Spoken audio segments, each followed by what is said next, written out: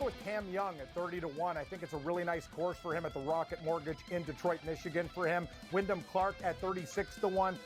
And I also like Alex Noren at 60-1. My Morency drunken Brit dart toss golf pick, which does win like 2-3 times a year, guys. Insanely enough. But I'm going to say Matt Fitzpatrick. Sports Rage tonight, only on SportsGrid. I do believe that SJ now is the number one player in the world. The things that he can do from the point of attack, offensively and defensively, his ability to drive downhill and score at all three levels. And the thing I like most about this young man at 26, he's so humble. He's so humble. And that speaks to the whole culture of OKC that Sam Presti and Mark Daigneault has built. Humble team, folks. Betting above the rim, only on SportsGrid. No way that I'm betting on the Cleveland Cavaliers for any reason whatsoever. No. Ever. Like, when they had LeBron James, it was a different story. I think Spider's great. He's no LeBron. I don't see him carrying them to a title. And I don't believe in the Knicks at all. The Knicks never get it done. Pharrell Coast to Coast, only on SportsGrid. Kevin Durant, at the age of 36 years old, after 17 seasons that he has played in the NBA DRS, is now on his way to H-Town. I don't think it's a great move. I wanted him to go to a ready-made championship team full of a veteran roster and see if he can ring chase that way. Not to go to an organization on the come-up that if you just stay the course, and also, what better blueprint do we have than just staying the course than OKC, right? The Early Line, only on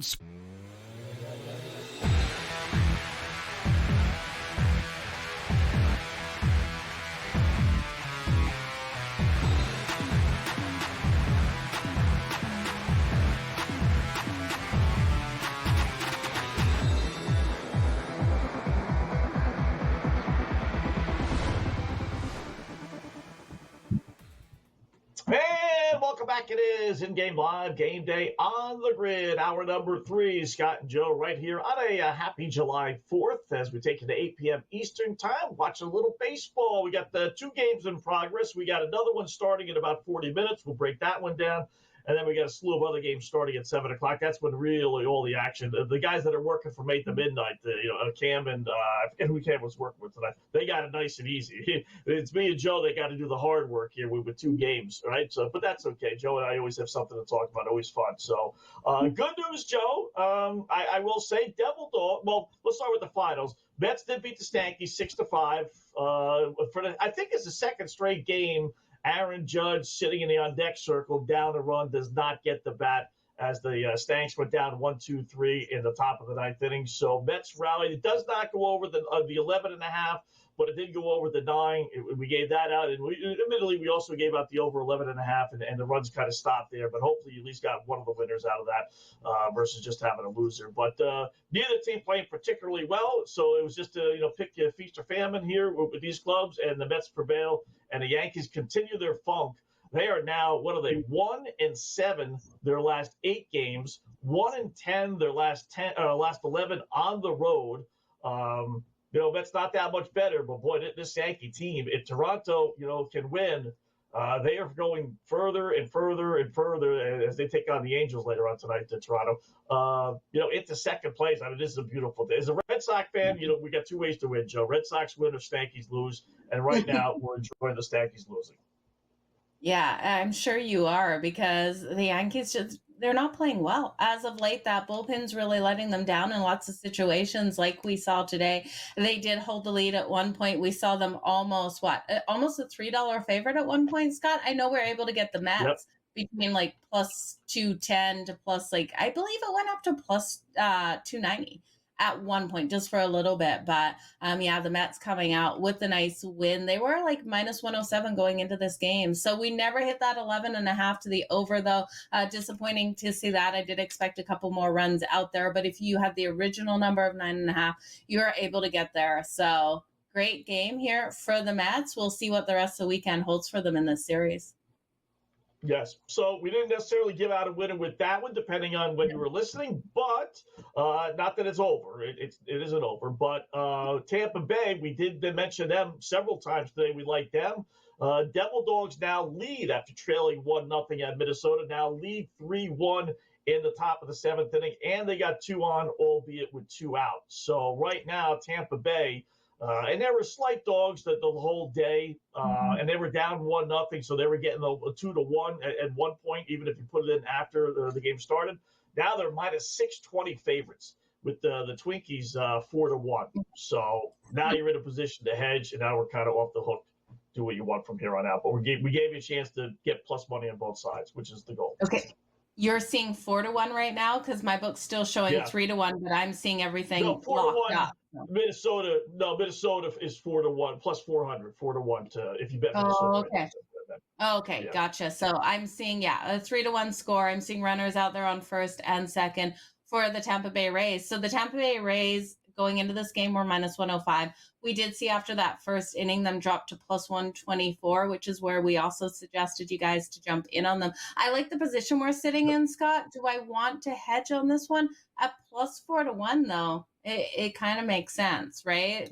So even if I had a minus 105, just a little sprinkle? Yeah. No. Just a little, what do you think? Just to take the pain away if Tampa Bay does. Like, it's not a 4 or 5 run lead. It is only a 2, and Minnesota's at home, so they have 3 at-bats left. So we did like Tampa Bay before the game started. It's kind of hard to bet against yourself, right? Especially when things are going your way. It's like, why would I do that? Everything that you said was going to happen has happened. So why are we throwing away money? Just because we want to avoid the aggravation on July 4th. Right? That's why. We're sitting here, and at the bottom of the 9th, and then all of a sudden, out of nowhere, there's 2 outs. There was no one on base, and the Twins hit a home run to win it. Like at the bottom of the 9th, I don't want that frustration, Scott. I might look at the over 7.5 though, at plus 130, because if the Twins are going to win this, they got to get 4 runs. That equals 7, so we're 1 short. Maybe over 7.5. Yeah. It's plus money. I like the look. It's not a bad way to go. If you want to hedge it that way and still leave the opportunity for you to win that bet and still win the Tampa Bay bet, you can definitely do that. They got 2 on here, so hopefully they score a few more runs. So, and the good news is we hit our over with Wetzel. This guy, sometimes you scratch your head, like you wonder why they produce the lines they give, right? Mm-hmm. And I enjoy looking this stuff up, and it takes a little time, but it's not that hard. You just go to his game log. So they were given 17.5 for his outs, which for a pitcher, obviously it's for a pitcher, Scott, but for most pitchers, that's a big number, right? Like, what would it be for an outfielder, Scott? No, it is for a pitcher. But most pitchers are generally 15.5. That's the one where you have to decide, is he going to pitch the 6th inning? If there was one. Give me one line, Scott, in the sand where most of the pitchers are, it's 15.5.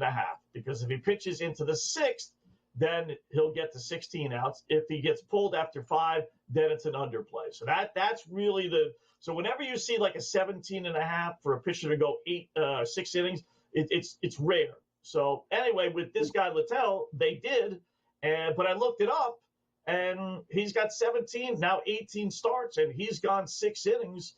14 of the 18, including today. He got yanked after 6 innings. So, cha-ching, we hit on that one.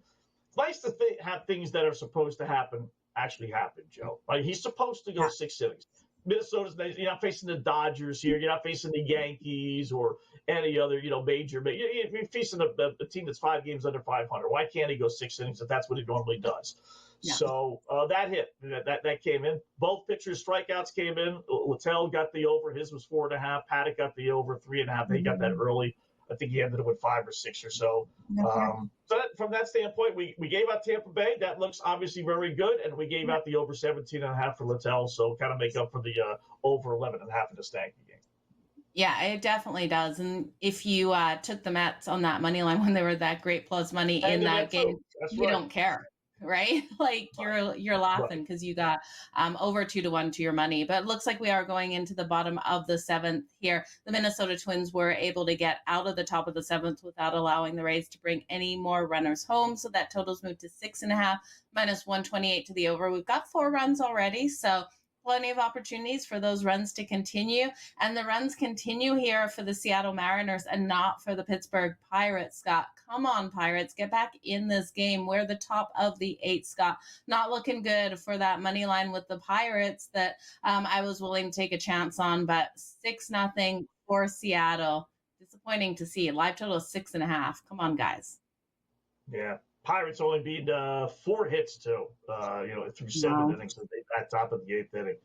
So it's kind of weird. If they get shut out, this will be their 4th straight game in which a shutout was involved. Remember, they shut out the Cardinals 3 straight, 7-0, 1-0, 5-0, and then if they get shut out today, it's 6-0, except they're on the wrong side of this. So a little quirky thing. All right, a little trend. Bet tomorrow. Do they offer up that? Will there be a shutout? I don't think they do, right? I haven't seen that. But you could take a team total team total to the under. That you could do. You could do. Let me check real quick. I'll pick a game here, Detroit, Cleveland. Is there going to be a shutout? You could bet on a no-hitter, but not a shutout. No. All right, we've got a game starting in about a half hour. We'll preview that when we come back.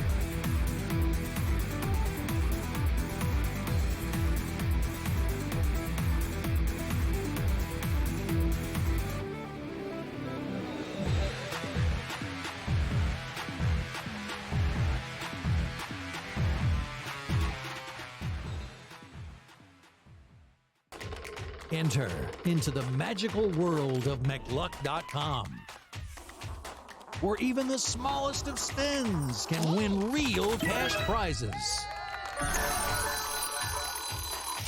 Adventure into over 1,000 of the best Vegas-style slot games. So what are you waiting for? Unlock your free welcome offer today. Join the fun where winners play and players win. Two guys that can do it all. Too much electricity this morning. This is a good time. We're having a lot of fun. I had to do a triple take. Ka-ching! Why? Because of parity. I didn't mean to offend. Yeah, it's not going to happen. Load management is a dirty word. Let him rip. You know what? Circumstances provide the results. What? How do you do this once? Oh, Donnie, you got such a good show there. A network that is booming. The early line, only on SportsGrid. We're going to go through every single thing, and I've got a great team behind me that's going to help me get the job done. I want this to be the place that people come to. There is going to be an energy to game time decisions that you will feel night in and night out. We are going to hit every single one of those markets that you need to know about. We will have everything at our disposal, and we will use that to our advantage. There is not going to be a better place, I promise you, than Game Time Decisions. I'm Kevin Walsh. Tune in to Game Time Decisions weekdays on SportsGrid. The game is on. The stakes are high. But the action isn't just on the field. He's rearranging that rim.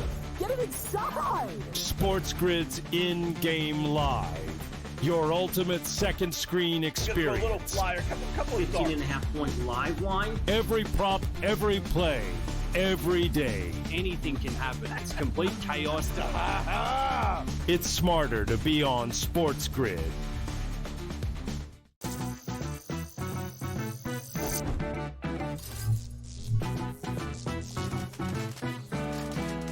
Did you know sportsbooks tend to draw up tighter bet lines for events that get even more bettors, like championship games or major matchups? My tip, try betting on less popular sports. You might have a better shot at beating those odds. Now, go get lucky. See you in Las Vegas. Let's get lucky.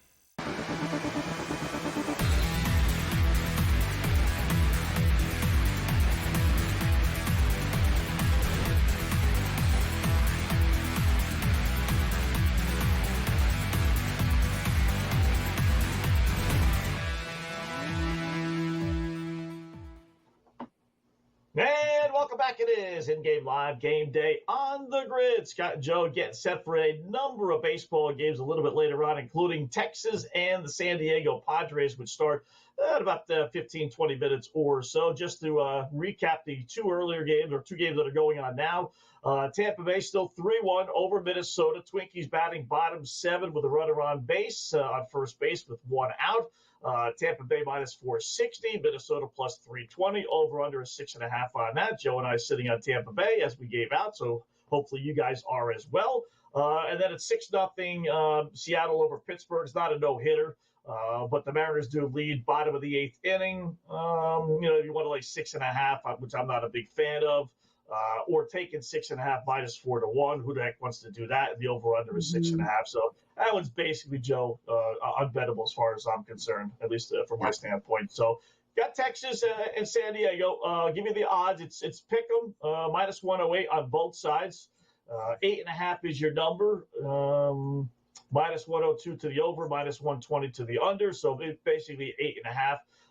Series 6-1 under last 7 meetings between these two teams. Here's the big number. San Diego, 14 meetings. They're 13-1 against Texas, including 6-0 at home.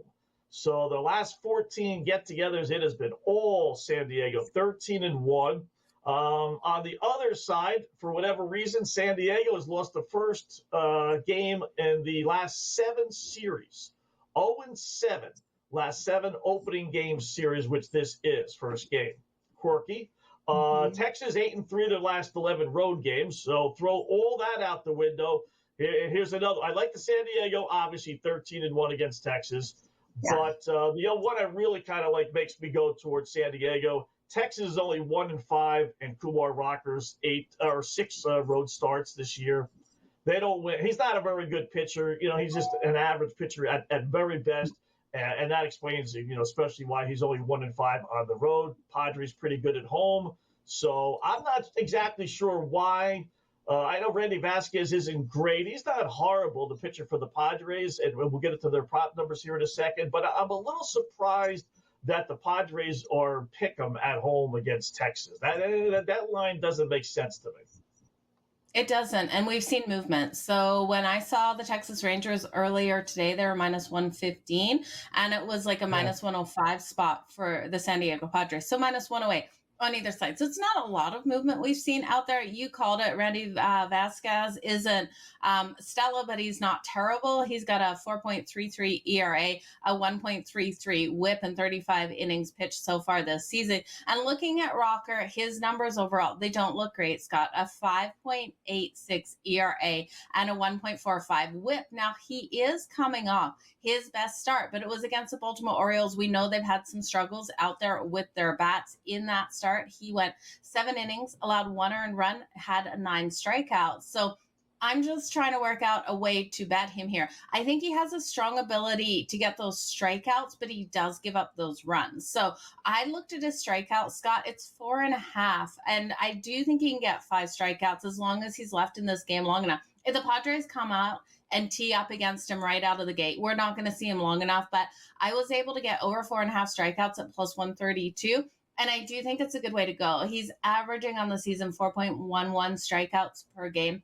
So it's not over that number, but he's coming off a game versus the Seattle Mariners. He was able to, not coming off that one. He had 9 versus Baltimore. That's what he's coming off, but he was able to put 6 up versus the Seattle Mariners. So 5 here versus the Padres. I'm willing to take a shot. Now, I like games to go to the over here on July 4th. This is a game, though. I stayed off that total because I looked at it. I looked at the 8.5 and went, man, I could see this one staying under that total. But I didn't want to be on unders here on July 4th because I think there's just so much these teams can bring to the table. We know that both of these lineups do have the bats, and when they're hot and they're hitting, when we've been rolling with those unders with Texas, and then we got 2 bullpens that are some of the better bullpens in the league, and I trust them. So I lean to the under, Scott. My money won't be able to get there on July 4th. I'm looking for fireworks tonight. We should have fireworks at the end of this game, and I just don't want to be on the wrong side of that total. Yeah, listen, we haven't had an under so far today. And as much as it's almost 7 o'clock here on the East, the game's in San Diego. So it's another afternoon game. And these afternoon games in July, man, they just sail past it. So we got 2 games in progress that are leaning towards under, but who knows? And Minnesota scored, by the way, and they're threatening for more, so it's 3-2. Oh. So I agree. Rocker's pitched a little better. You said it. I'll give you his numbers as far as the strikeouts and outs are concerned. So Kumar Rocker for Texas, 4.5 is his number of strikeouts, plus 130, at least it was this afternoon. If you want to go over, it's 4-5 on the season, Joe, but it's 3-1 his last 4. So his last one you mentioned against Seattle, 6. He had 4 against Pittsburgh, then 6 against the White Sox, 5 against Tampa Bay. So it's 3-1 his last 4. And he actually has pitched, halfway decently. He had a shutout White Sox, but still, 2 against Pittsburgh, and then 2 against Seattle. I get that. But still, he's allowed 4 earned runs in his last 3 starts, and he's got the strikeout number. So maybe you want to go over strikeout there. His out total is 15.5. I'm going to tell you about that magic number, right? 15.5. He's only gone past 5 innings, 3 of his 9 starts. But 2 of them were his last 2. As you said, he's pitched a little bit better. So I would maybe lean towards I don't like going over 5.5. In San Diego as well, I'm going to go under the 15.5. I'll go there. I'll stay away from the strikeouts. Yeah, and I'll look at the strikeouts. I love his strikeouts today. Over 4.5 at plus 132. I think it's worth a shot just because of that plus money. If I had to lay minus 120 and I wouldn't touch it with a 10-foot pole. It's the price. All right, Randy Vasquez for the Padres. On the other hand, his strikeout total is 3.5. Again, it's juiced to the over, plus 124. Good news, bad news, and really it's a little bad. He's 5-12 on the season, getting 4 strikeouts, including 1-5 his last 6. So, Texas, he's not. I don't think he's getting 4 strikeouts. Now, the Rangers can't hit their weight of a paper bag at times, but boy, I can't bet it over even with that kind of money. And then his over-under, again, 15.5. That's even worse. I'll tell you that when we come back.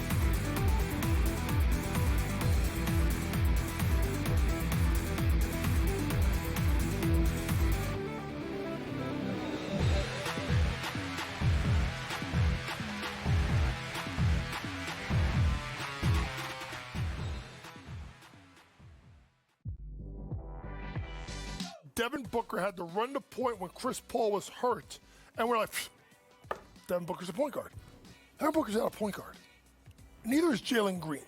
So I need to know, once you get rid of Bradley Beal, who cannot be on that team, who is the point guard? And then I think as a 6th man, I actually don't mind it with Jalen Green. Betting above the rim. Only on SportsGrid.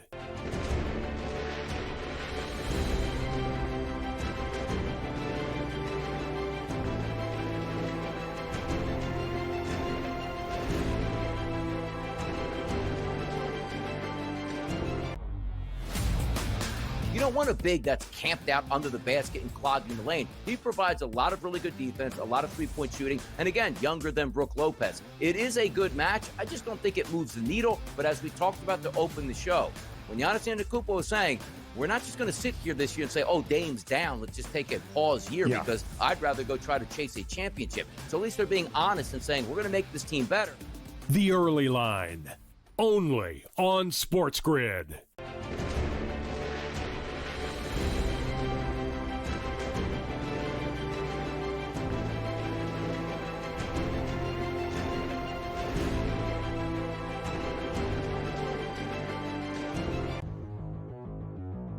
Run here for Suarez, but realistically speaking, Corbin Burns out, Corbin Carroll is out right now. This is not a contending team, especially in that division where you've got the Dodgers and the Padres and the Giants. It's just too much to bear. The Diamondbacks would be smart to let Jordan Lawler play every day, see what he is, and then probably move on from Suarez. Fantasy Sports Today, only on SportsGrid.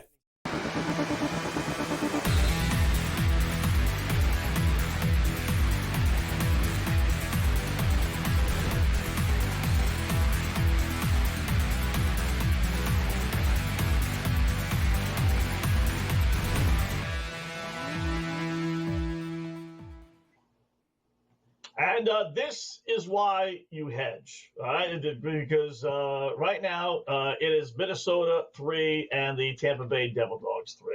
As the Devil Dogs have blown a 3-1 lead in the bottom of the 7, Joe. And that's why at 4-1, if it's +2 and change, at 4-1, you don't have to put too much down to hedge your bet. So they still got the bases loaded. They just clunked a hitter to force in the tying run. So and now Minnesota's -186 favorites, which something tells me that they probably scored another run, because I don't think a tie game in the bottom of the 7. I don't think they would be that big a favorite. So, but this is why now I'm sitting there. I got both sides. I don't care. Go ahead, Minnesota, win. Go win 12 to 4 if you want to. I don't care. I got both sides. So screw you, Vegas. Now kind of root for runs, because I want to see another over come in, because we've yet to have an under. So a nice little grand slam here. I'd be perfectly fine with it. Something must have happened, because now they got a lock. So anyway, 3-3. We'll keep you posted on that one, Joe. Time for a little SGP same game parlay.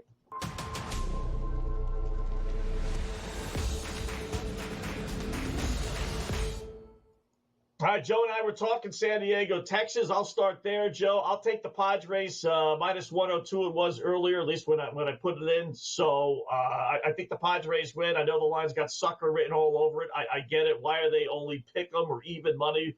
No matter what your line is, it's a low number. They should be at least a -130, 140 favorite over a mediocre Texas team. But I'll bite. It's July 4th. Maybe the boys in Vegas are sleeping at the wheel. So give me San Diego. I'll take over 3.5 Padre runs team total. I don't trust the Rangers offense to go over for the game, but I think the Padres get 4 if they're going to win. I'll go Randy Vasquez. We talked about it, pitching strikeouts under 3.5, -130. I don't think he's getting 4. I'll go Kumar Rocker under 4.5 as well. I'm hoping San Diego knocks him out of the box early, so he's not going to get his 5. Little juice on that with -170. And then I'll take Louis Arise to get at least 1 hit. He's a 290 hitter, one of their best hitters. I'd be surprised if he doesn't get at least 1 base hit today. Add it all up, not a monster payout, but it's plus 563 when I put it in this afternoon. Padres over Padres total. Vasquez under pitcher, Rocker under pitcher, strikeouts, and then Arise to get a base hit, plus 563, Joe. Okay.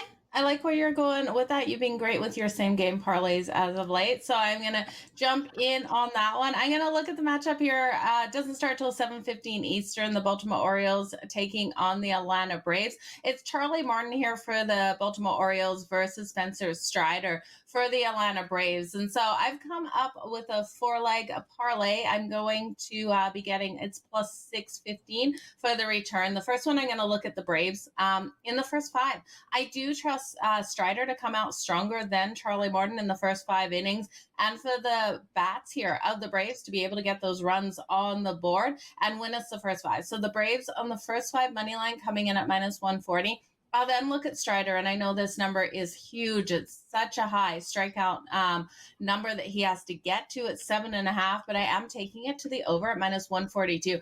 I will be shocked if he doesn't get 8 strikeouts in this matchup. I'm expecting him to get closer to those 9 strikeouts. He's been so strong at getting them on the board. And then I'm going to look at who I do think will get some bases on the board here for the Atlanta Braves, and it's Matt Olson. Outside of the parlay, I do think you can play around with him for the RBI, for the home run, but I'll take him inside the parlay. 2+ bases, that's coming in at plus 100. He's just been so strong out there. He's already got 16 home runs on the season, 56 RBIs, and he's been nicely able to get on base. So then I'll look at this matchup, Scott. It's July 4th. I'm rolling with those overs, and I do think we can see both of these teams adding those runs out there. So I'll take the over 8.5 runs. That's coming in at -120. So it's the Braves first 5. Strider over 7.5 strikeouts, Matt Olson 2+ bases, and the over 8.5 coming in at plus 615. All right. Listen, it's an over, right? You got to play overs today, the way things are going. So I'm okay with that. Not a big Braves fan, but it is the Orioles. Although I will say a little hunch bet. Charlie Morton's pitching for Baltimore against one of his many. But, he was with the Atlanta Braves for a number of years. So you're going against that, but that's okay. It is still Charlie Morton. So plus 6 and change. Not too bad. The first pitch in about 40 minutes or so. So overall, pretty good. So we got that. We got mine. And real quickly, let me just throw out there the Vasquez. His outs is again 15.5. He's only done that 5 times in 17 starts. I'm going under Rocker and under Vasquez in that Texas 5-6 game. George Kurtz coming up next. Talk some baseball there.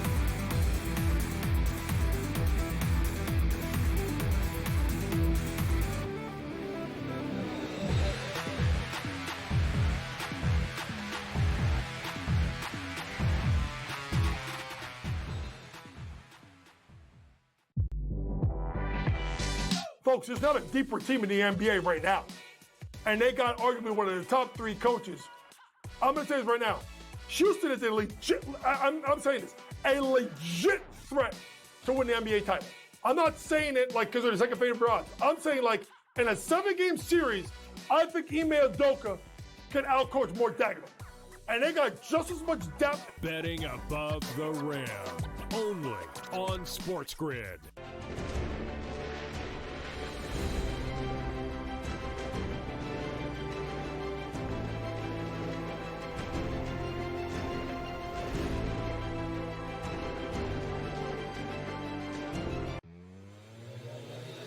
Five-year contract. It's just, I bring it up only because who cares, Scott? It's just mine. Jaren Jackson Jr., good player. Don't get me wrong. $50 million a year. You know, we all bitch and complain about the Juan Soto deals and the Ohtani deals, and you get guys like Jaren Jackson making $50 million a year. In-game live, only on SportsGrid.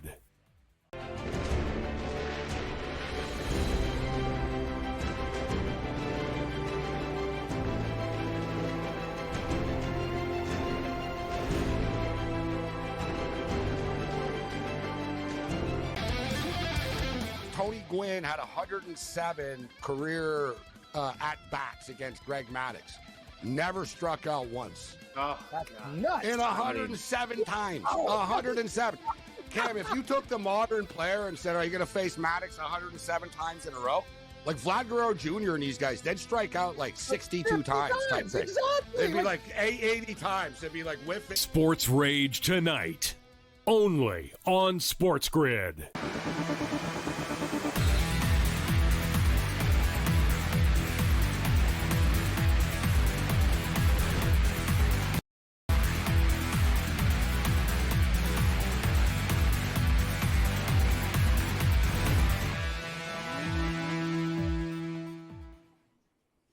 All right, welcome back in Game Live, Game Day on the Grid. Scott and Joe, hour number 3, a little baseball. We got a bunch of games starting top of the hour. We got one game going on. The Pittsburgh game just ended. They lose 6-0, so they get shut out. So 4th straight game which they're involved in a shutout. So let's turn to a little Major League Baseball later on tonight as we bring in our good buddy George Kurtz, SportsGrid radio TV host. You see it here all the time here on the Grid. Graciously enough, spending a little time pulling himself away from the barbecue with the lobster, I'm sure, and the T-bone steaks and everything else that he no doubt has on the grill. What's going on, George? How are you on this July 4th? Let's see. I was having a nice July 4th on the patio watching the Yankee game that did not end very well. I guess, listen, gambling-wise, I had the over, so I guess I can't complain about that. Although we had to sweat that out till that McNeil hit that home run there, which also cost the Yankees the game. So it is what it is. It's not doing much else. Our kids are somewhere. I don't know. Daughter's out with a boyfriend. Other one's at a party. Wife just woke up. She worked last night. So it's a kind of a quiet 4th, which I really don't mind. It's always nice to have a quiet day, George. Your life, as always, is so busy. So happy July 4th to you. The Tampa Bay Rays, Minnesota Twins, middle of the 8th. Did you have a bet going into this one? Of course, the Twins, they can't hit. They just can't hit. So the under is pretty easy for them. Took a smaller play on Tampa Bay as well here. But the Twins are almost an automatic under game in and game out. I'll probably take them in under every game this series, and I'll probably take Tampa Bay every game this series as well here. Rays are playing well. Not as well as the Blue Jays, but they're playing very well here. And like I said, it just goes down to the Twins. The Twins can't hit. If Buxton's not hitting a 3-run bomb, they're not scoring runs here. He did double in their last run to make it 3-2 here, but Twins are an underplay almost every game for me. That was a weird game, George. I don't know if you were looking at that earlier today, but it was starting just when Joe and I were coming on, so we were running down all the lines, obviously, and that thing jumped to 11 before the first pitch. So it's not even like, Tampa Bay, top of the first, had a couple of runners on. And Joe and I were both like, 11? Why? I don't know what it was before, earlier in the day. I kind of forget, but it's like 11. And then after the first inning and a half, it dropped with no runs being scored. It dropped to 7.5. It dropped 3.5 runs. So what a weird game. And here it sits 3-3, maybe going to extra innings. I don't know. But, no business, even approaching the 11 at this point. Kind of weird, no? That's got to be a mistake. Other than a game in Colorado or Sacramento, right. Or if I don't know, the team started with the position player. I don't see how a game starts at 11. Any game. Listen, I can see maybe a game in Wrigley Field when the wind's going to be blowing out. Okay, maybe then you get an 11 with the Cubs are playing another good offensive team here. But Minnesota, Seattle, no. There's just Minnesota, Tampa Bay. There's no way that game should ever get to 11. It just should not pregame. During game, of course, we can see weird things happening, but not pregame. That has to be a mistake. Yeah. Now, I'm looking at the Texas Rangers, San Diego Padres. This is a total I want nothing to do with, George. On July 4th here, I'm looking for some higher scoring ones, but these are two teams, especially with struggles the Rangers have had with their bats, to look at this one to go to the over, but I can't bet it to the under. So total of 8.5 in this one. Maybe you can sell me on one side of the total, or do you like one of these teams to get the win? We've seen movement on the favorites, going from favorites to slight dogs between these two. Right now, the Texas Rangers -110, the Padres -106.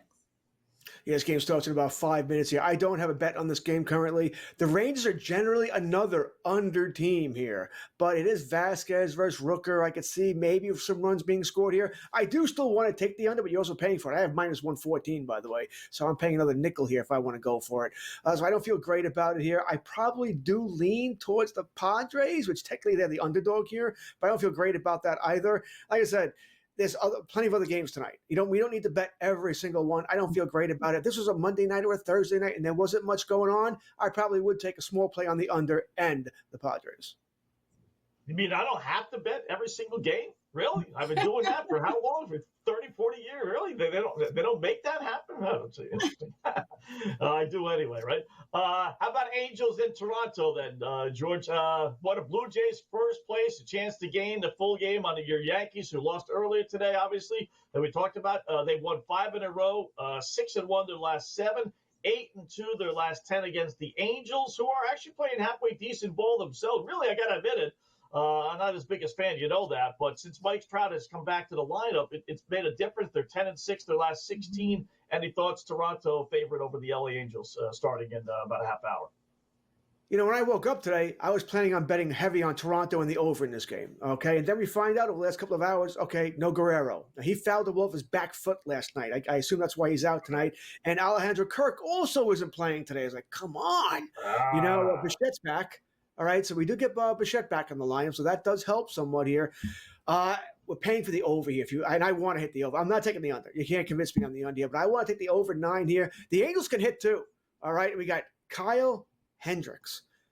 I mean, come on. He's like one of the worst pitchers in baseball here. I don't care, but I'm going to pay the price anyway. I said I would have bet more earlier today, but I'm still taking the Blue Jays and the over in this game. Blue Jays are hot, small ballpark. The Angels can hit just enough. Really, I think this game's going to be like 7-3 game, somewhere around there, 6-4. Give me the Blue Jays to continue their winning streak and the over. I love where you're going with that one. I might look at a Yurfie in that game as well. Feel like we're going to get those runs straight off the bat. The Detroit Tigers are the favorite on the road versus the Cleveland Guardians. The Guardians have been struggling. We know that. Losing, 6-7 in a row now. The Tigers are a -126 favorite. You taking a shot on them with them giving the start to Olsen here? Yeah, I am. All right, Cleveland can't hit. Another team, they just can't hit. Sort of like the Twins here. The whole division can't hit, right? So there's a lot of problems here for Cleveland. If you don't let Ramirez beat you, and he has been the same player, by the way, since he got hit. Remember in that Toronto game, he got hit, the forearm? Has been the same player. He's not hitting right now. Quan is a singles hitter, not really a threat, and there's nobody else in that line to be worried about here. All right, so give me the Tigers. I know Olsen's coming back. We'll see. I don't like betting on teams who have pitchers coming back from a longer-term injury here, so I am a little bit worried here. So it's certainly not a big bet. I am not breaking the bank on this here, but it is a game I want to take advantage of here. I'm going to take the Tigers. I probably want to take the over in this game because I don't think Olsen's going to pitch long, so maybe it's a bullpen here. But it's -118. That's too much for me to pay for a game I don't love the over in, but I do lean the over as well. Yeah. How do you feel about Cleveland, George? You know, they started out great, 29-22. You know, picking up, a surprise team from last year, 11-22 since then. Are we ready to bury the Guardians? I should say Indians. I was about to say Indians, but Guardians. It's the American League, all right. So I don't think we can bury them because when you think about it, they're not going to win a division. But you get 3 wild card teams. Okay, Tampa's going to be one, or Blue Jays, whoever those who win the division. Yankees, fine. Maybe the other 2 make it. Who's the other wild card team? Is it Seattle? Okay, maybe. But someone else could sneak in there. Maybe it's Cleveland. Maybe Kansas City figures it out here. But I lean more towards bury than not bury. I think they're done. They can't hit. Clasé's not the same guy. Remember last year, they could keep it close. Now that bullpen would lock down the 8th or 9th. You score 1 run, play a little fundamental ball here, you win. That's not happening for them this year. So, yeah, I lean much more towards bury than not. And I don't think they'll get reinforcements at the deadline. Right. Okay. We are seeing things locked up between the Tampa Bay Rays and the Minnesota Twins, 3-3 apiece. I'm seeing a runner out there on second, but we'll see when everything unlocks where we're rolling with that game. What about here, the Milwaukee Brewers taking on the Miami Marlins? This game is at 7:11 Eastern tonight. The Brewers are the favorite on the road. They're coming in at -134. We got a solid 8 here for that total, and Alcantara getting the start for the Marlins. There's a review in the Minnesota game. That's what they're checking out here. I think somebody tried to steal second base. He was called safe, and Tampa wants a review. For the replays I've seen, I can't see how you're overturning it. It looks like one of those plays that whatever call on the field is going to stand here. But with the review, I never know what they're going to do here. But that's why it's all locked right now. We'll see how that turns out here. Milwaukee, right? Lost the last 2 games to the Mets. They seem to put the Mets back on the right track here. Alcantara didn't pitch well his last time out. We just don't seem to know what we're going to get from him. Quinn Priesta, Miami's hot. Give me the Marlins. All right, give me the Marlins here. The Craig Mishes, the Fighting Mishes here. We're going with the Marlins to win the game versus the suddenly struggling Brewers. But pull over on the side of the road bet with the Miami Marlins second half team to winning again yesterday. It's a beautiful thing. We'll run that some more games for George. Game on.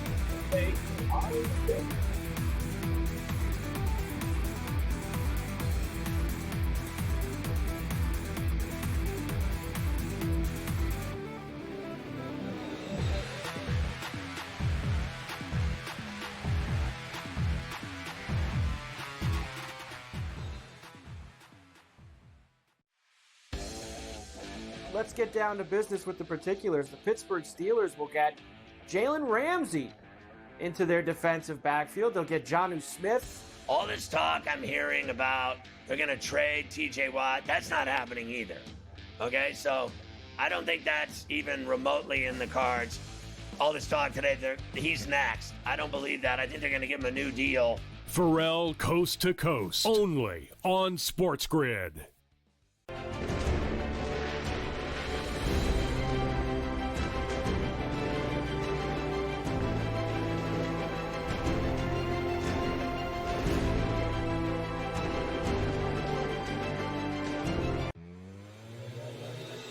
Times out of 100, when you get a gift for the boys in Vegas, what happens? The dude doesn't even get out of the first inning. I feel bad for him. He gave up 7 runs, 5 earned, but 7 runs in total, 5 hits, walked 2, didn't strike out a batter, and like I said, didn't get out of the first inning, got 1 out. I don't know how they do, Joe, but I'm telling you, those lines didn't make any sense. In-game live, only on SportsGrid.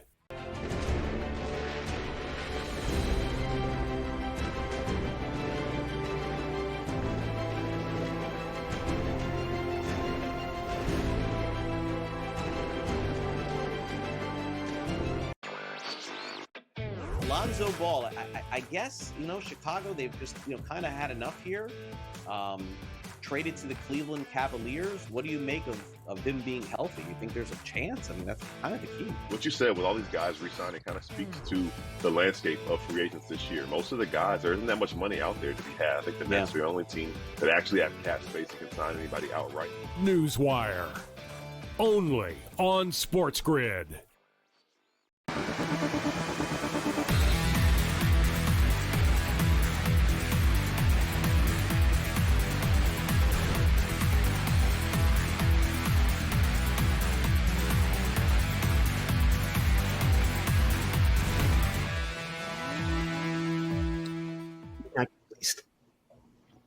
welcome back in Game Live. Game Day here on the grid. Scott and Joe talk with George Kurtz. A little baseball with George. Bottom 8 still. Twinkies are right around second base, tied 3-3 with Tampa Bay. The Devil Dogs 7.5 and minus 162. There are 2 out. Keep you posted on that. So Baltimore and Atlanta, George. Next up on the docket here, starting in about a half hour or so.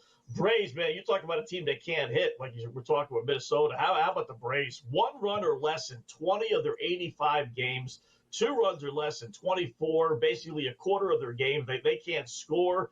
I got Charlie Morton on the hill for Baltimore, returning back to Atlanta, where he pitched many years for the Braves. He's actually done well, believe it or not, the last couple of outings. They're 5-1 in his last 6 starts. 2 monster under teams. Baltimore 21-10 under their last 31 games. Braves 11-4 under their last 15. Where are we going with this one? But we're hitting the under, right? That's as you said. The most important thing here is not Strider. We all know Strider's good, all right? So we don't need to know. But Borton has pitched very good of late, right? His last 3-4 starts, he's been very good here. So we're hitting the under here. Braves can't hit for whatever reason. They're slumping. They're not. I mean, they have too many good hitters here with Acuna, Olsen, Riley, Ozuna. They will break out of it and miss. And maybe we get screwed and it's tonight here. But I'll take my chances that it's not tonight. That this is something like a 4-1 game for the Braves with Strider pitching here. That's my way of telling you I like it. The Braves too, of course. You know, but the under is definitely coming in for me here. Minus 180. I am not taking the Braves on that.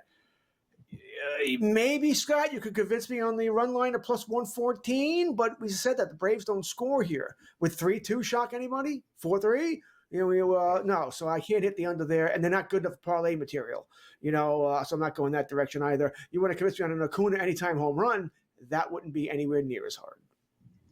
Okay, we have the Chicago White Sox taking on the Colorado Rockies. High total in this one, George. It's not till 8-11 tonight. We're sitting at a total of 11 minus 118. You'll have to pay to go over that number. And the Chicago White Sox coming in at minus 124 on the money line. Do you care to even watch this game or maybe just bet it? What are you doing? Well, listen, I've got the 6 TVs, all right? The way this is going to work is my wife and I are probably going to be binging tonight, whatever show, maybe The Pit. If there's 5 other games and Chicago has to be one of them, sure, it'll be on. But if that's the 6th game, well, then it won't be on, all right? Because I'm not going to watch that over another game. That being said, this does feel like a fun game. And by fun, I mean 2 bad teams where we don't know most of the players, but it's a 9-8 final. So I'm going to have a little play on the over here. Maybe it'll even be a little bit more than that if I am watching the game, which I don't expect to be, but if I am watching the game. Listen, once again, nothing that's going to break the bank. It's a Colorado bet. If these 2 teams are playing almost anywhere else other than Colorado, I probably would not watch this game. All right, but it's Colorado. We'll take the over here. Now, maybe a Goodman anytime home run. That's another one that I don't mind tonight. That is a tough, outside of it being fireworks night, boy, I get to tell you, I don't know how many people in Colorado, they'll go to today's game, but tomorrow night and then Sunday, you got to be a real baseball fan. So on the other side of the equation, you got as good a matchup as you could probably come up with these days, and that is Houston against the LA Dodgers. Where you go with that one? Yeah, right. Houston playing very well. Dodgers, we know, lost Muncy. That was I was watching that game live when you saw his leg bend the wrong way. The fact that it's just a bone bruise, they should be very thankful. And yes, Muncy always seems to get hurt every year, miss 6 to 8 weeks. So he'll be back sometime in August. We got Kasparov. All right, he's going to start for them. We're going McCullough. So we're not getting one of the marquee pitching matchups here. All right, so we be wary of that. The over is the first place I was looking here. It's 9. Not thrilled about it, but that's what I'm going to hit here. I'm going to hit the minus 110 on the over. Once again, smaller play, nothing big here. I'm not betting with Dodgers minus 180. I actually kind of like the Astros tonight. I just think the pitching matchup benefits them somewhat at plus 152, so I'm going to have a smaller play on the Astros. Once again, Astros and the over, but nothing big here. But Astros and the over for me, and I am almost certainly going to have, once again, something I like to do with the Dodgers, probably at least 3 players with 2 bases, total bases, 2 bases or more. Ohtani will be 1. Freeman's likely to be another. And maybe Will Smith. Will Smith might be my 3rd guy who's playing really well of late. Total bases, not home run props, total bases. Oh, I like where you're going, especially that plus money on the Astros. If they're able to get it done, George, tonight, that's a plus 152 on the money line. So love that plus money. What about the Kansas City Royals and the Arizona Diamondbacks? This one pretty much a pick 'em here. You are getting plus 100 to the over 8.5. If you're willing to go there, you'll have to lay the juice on the under at minus 122. Any thoughts on this game? Never go in the under here. All right. I know Kansas City has struggled hitting somewhat, but that Arizona bullpen is just pure gasoline. All right. It's bad. It's really bad here. This is a game, once again, if Arizona goes up 2-1, 3-2 in the first couple of innings here, I'll be betting in-game on Kansas City to come back and torch that bullpen here. Arizona, by the way, leads Major League Baseball in most two-run leads lost, where they had at least a two-run lead or more and still lost the game. Bullpen, bad. By the way, number 2 team in baseball, the New York Yankees. Something to think about there. Yankees blow a lot of leads themselves here. So that's what we're looking for in this game. But the over, probably don't feel great pregame here. I think, once again, if I was getting another dime or so, if the Royals are plus money, I'd probably bet on them to come back here. Bubik's been really good. Erod's been really good of late here. But the over for me, I lean towards the Royals, but I'm not going to bet it pregame. I want to bet it in-game if the Arizona Diamondbacks can take a 2-1, 3-1 lead the first 2-3 innings. I probably would have guessed Arizona, Red Sox, without knowing that blowing the 2-run lead. I think their bullpen, you're right, is just atrocious. So, last one on the board, San Francisco against Sacramento. It shouldn't be Oakland, but we all know that story. Justin Verlander going for his first win. Max Scherzer, Justin Verlander combined, George, 0 victories. How great is that? Giants and A's today, what do you think? But Verlander has pitched well. He's pitched well. All right. The bullpen has lost 4 games for him. They've blown 4 leads. Listen, that happens to a lot of pitchers here, but he's pitched. It seems like he's one of those guys, when he pitches, they just don't score. I'm not sick of taking the under. I can't take the under in Sacramento. I can't do it. I want to. If it was in San Fran, this is an easy under. I would take under 8.5 in San Fran. I can't do it in Sacramento. It's almost always over. A ball flies out. It's hot there. But probably more of an in-game bet for me. I do lean towards San Fran and Verlander. I'm not saying Verlander is going to get the win. I'm not going to bet on him to win the game here, but Giants to win here. And this will be an in-game bet for me as far as the over is concerned. I just got to wait a little bit to get a better price. Yeah, I'd wait for you to get through the first day. It's 10, and that's a big number, right? Get through the first day, it probably drops to 8, 8.5. So, doing a great job, man. Do appreciate a couple minutes with you. Enjoy the rest of your 4th of July.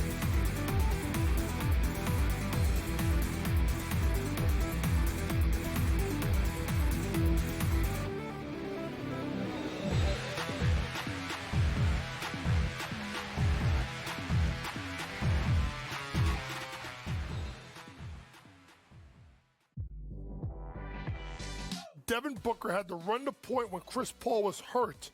And we're like, Devin Booker's a point guard. Devin Booker's not a point guard. Neither is Jalen Green.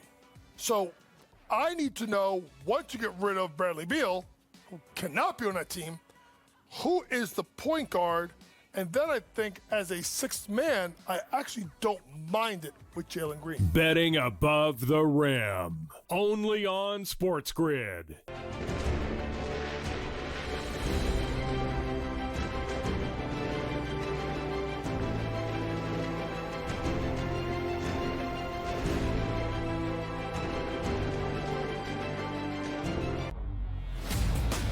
You don't want a big that's camped out under the basket and clogging the lane. He provides a lot of really good defense, a lot of three-point shooting, and again, younger than Brook Lopez. It is a good match. I just don't think it moves the needle, but as we talked about to open the show, when Giannis Antetokounmpo was saying, we're not just going to sit here this year and say, oh, Dame's down, let's just take a pause year because I'd rather go try to chase a championship. So at least they're being honest and saying, we're going to make this team better. The Early Line, only on SportsGrid.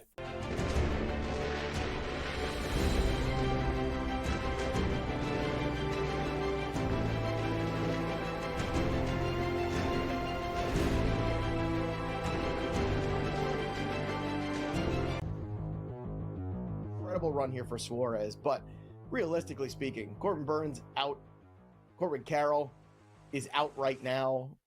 This is not a contending team, especially in that division where you've got the Dodgers and the Padres and the Giants. It's just too much to bear. The Diamondbacks would be smart to let Jordan Lawler play every day, see what he is, and then probably move on from Suarez. Fantasy Sports Today, only on SportsGrid.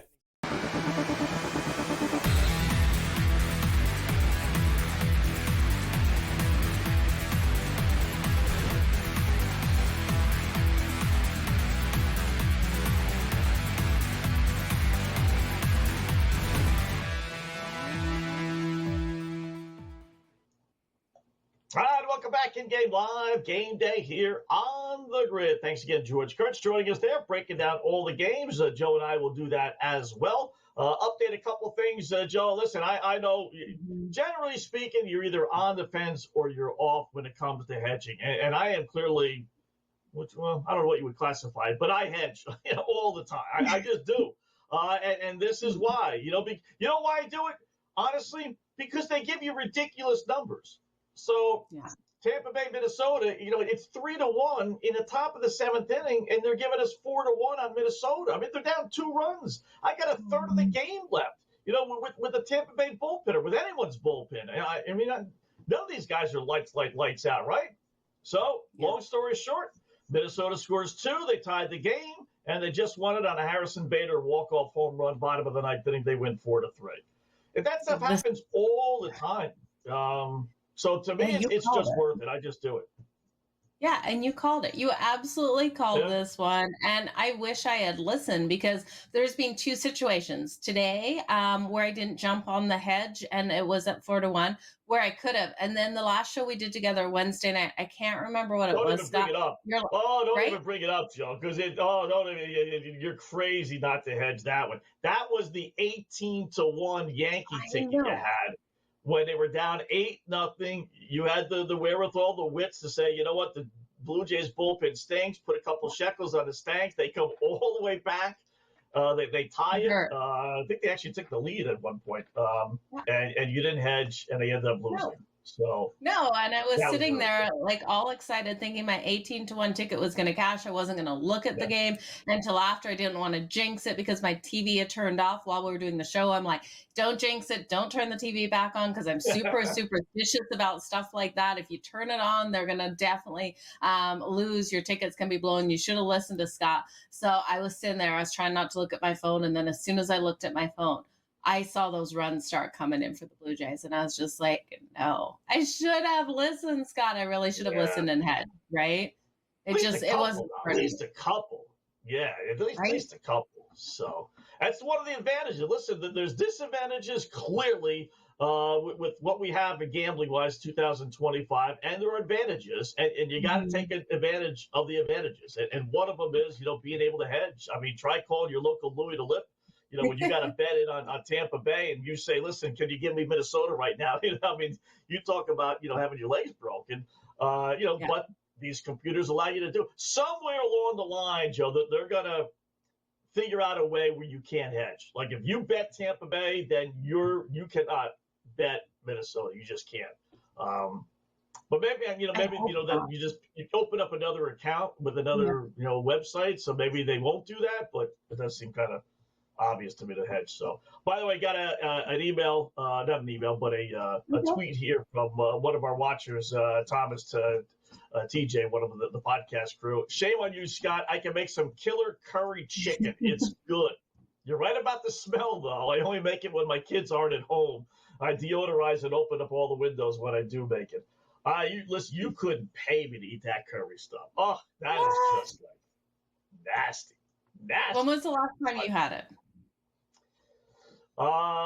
We tried it at the wings place, Buffalo Wild Wings, a few years ago, and it was my daughter. I told her she thinks she likes the spicy stuff. Okay, let's go get the curry. That was all we at the end of their list of 15 or so spices. Right? Yeah, sure, give it to me. I don't know why, but that was the last time. It's like never again, never. It was beyond like hot. It wasn't good. It wasn't, it wasn't just it was hot. It was awful. You just didn't like the spices. Okay. So the spices aren't your thing that they cook with, but go to like a proper Indian restaurant if you get the opportunity, Scott, and try I'd go with the butter chicken. If you don't like spices, go with like a nice butter chicken. It's nice and light. Dip it in naan bread and just have that. You don't even need the rice. Just do a chicken, butter chicken, and then naan bread. I promise you might like it. Might. I would have to take a bath in tomato juice, like I got sprayed by a skunk to get that smell. I am not going in any Indian restaurant. No, I'm telling you, we were looking for houses many moons ago. We would walk in the house and it was just like, oh my God, no, we turn around. And the realtor would be like, we didn't even see the house. We don't have to see it. We could smell it. Is it banned at the airport? Because unless the food is banned at the airport, like durian is over in Asia, then it doesn't smell that Really? bad. Durian, look up that fruit. You cannot eat that fruit. You cannot bring it into the airport. It's a custardy center. That's it. Really? Interesting. All right, we're coming up in Game Live final round.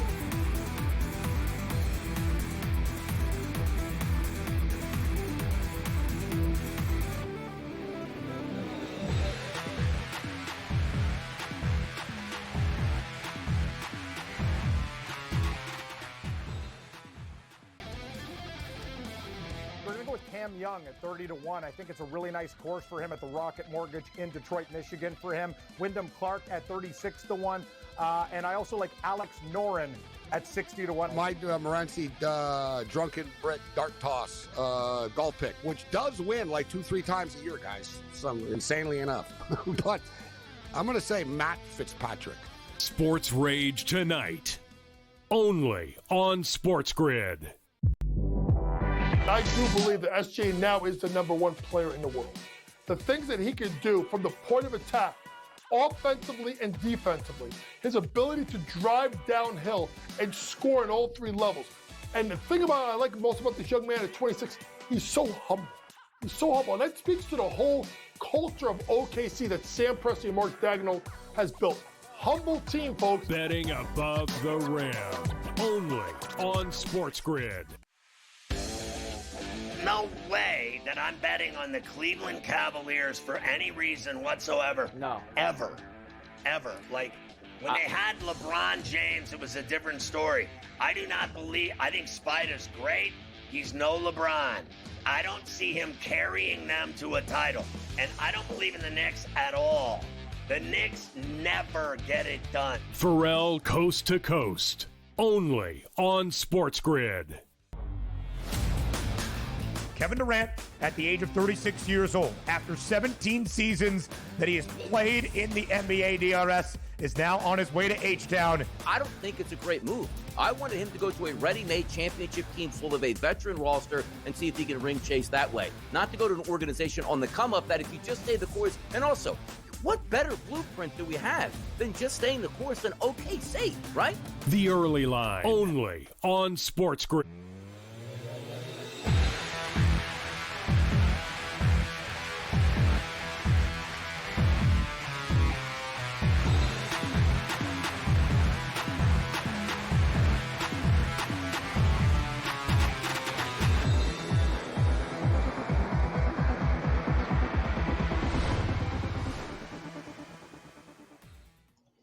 All right, welcome in. It is in-game live game day here on the grid. Final hour of our 4-hour extravaganza. Scott and Joe right up until 8 p.m. Eastern time. Then we got Cam and Gabe who follow us during the week, so it's appropriate enough. They follow us on Fridays as well. This is kind of during the week, so a little bit different hours, with July 4th being what it is. We go to 8, and then Cam and Gabe go from 8 to midnight, following a ton of baseball games, which we'll break down here in a second, as we just did with George Kurtz. Do want to throw it out there, one of our LL's loyal watchers here, LWs really, on hedging. Chaz the FanDuel DraftKings Gambling X. Okay? I'll talk about long Twitter name. You got it. Hedging is overrated. I'm with you, Joe Madden Sports, your Twitter. We're gamblers. Let that stuff ride, he says. Okay. Knock yourself out. Let it ride. Yeah. That's sorry, opposite pick. I'm kicking myself though. If I would have hedged those two games, my bankroll would have been a lot prettier today. So I jump back and forth with it, right? Like there's so many situations where I get there. There's so many situations that I stay off. And then there's that handful where I kick myself. Like you're either kicking yourself or you're not, right? Like you're either cutting into your profits or you're laughing because you got out of that bet. So it's a hard call. Really is. Yep. Got one game going on. San Diego, Texas, no score, second inning. We talked about that. Angels in Toronto, your Blue Jays, getting underway here in about 5 minutes. Let's break that one down. Toronto minus 146, Angels plus 124. Over under is 9 on that one. A couple of prop plays I do like in this game as far as the pitchers are concerned. I know Kyle Hendricks stinks. I get that, but his over under strikeouts is 2.5. He's hit that in 10 of his last 12 games, 10-2, 11-5 on the season. But man, 10-2. And then they got Eric Lauer, your guy pitching for Toronto, Joe. His number is 5.5 plus 138 to the over. He's had 6 strikeouts or more one time. I know the Angels are a major strikeout team. They are. But this guy's hit that number 1 and not hit it 11 times. I'm going under. And for Lauer, they really had no respect for the Angels today. His out prop is 15.5. He's hit that how many times? 1 time in his 12 starts. So his strikeout total and his out total, he's hit it only 1 time in 12 starts this season. I'm laying the wood. You got to lay a little juice with this stuff, but I'm going under strikeouts and under outs for Lauer tonight. I think you have to. And I love Lauer, Eric Lauer, and what he's brought to the table for the Toronto Blue Jays. His numbers at home are so solid, but I think the books really put those numbers too high in this matchup here. And I could see him staying under those totals, Scott. So I'm with you on that. Kyle Hendricks, we're reading this exactly the same. The over 2.5 strikeouts coming in at minus 118. I ulted it. I took 4+ strikeouts at plus 210.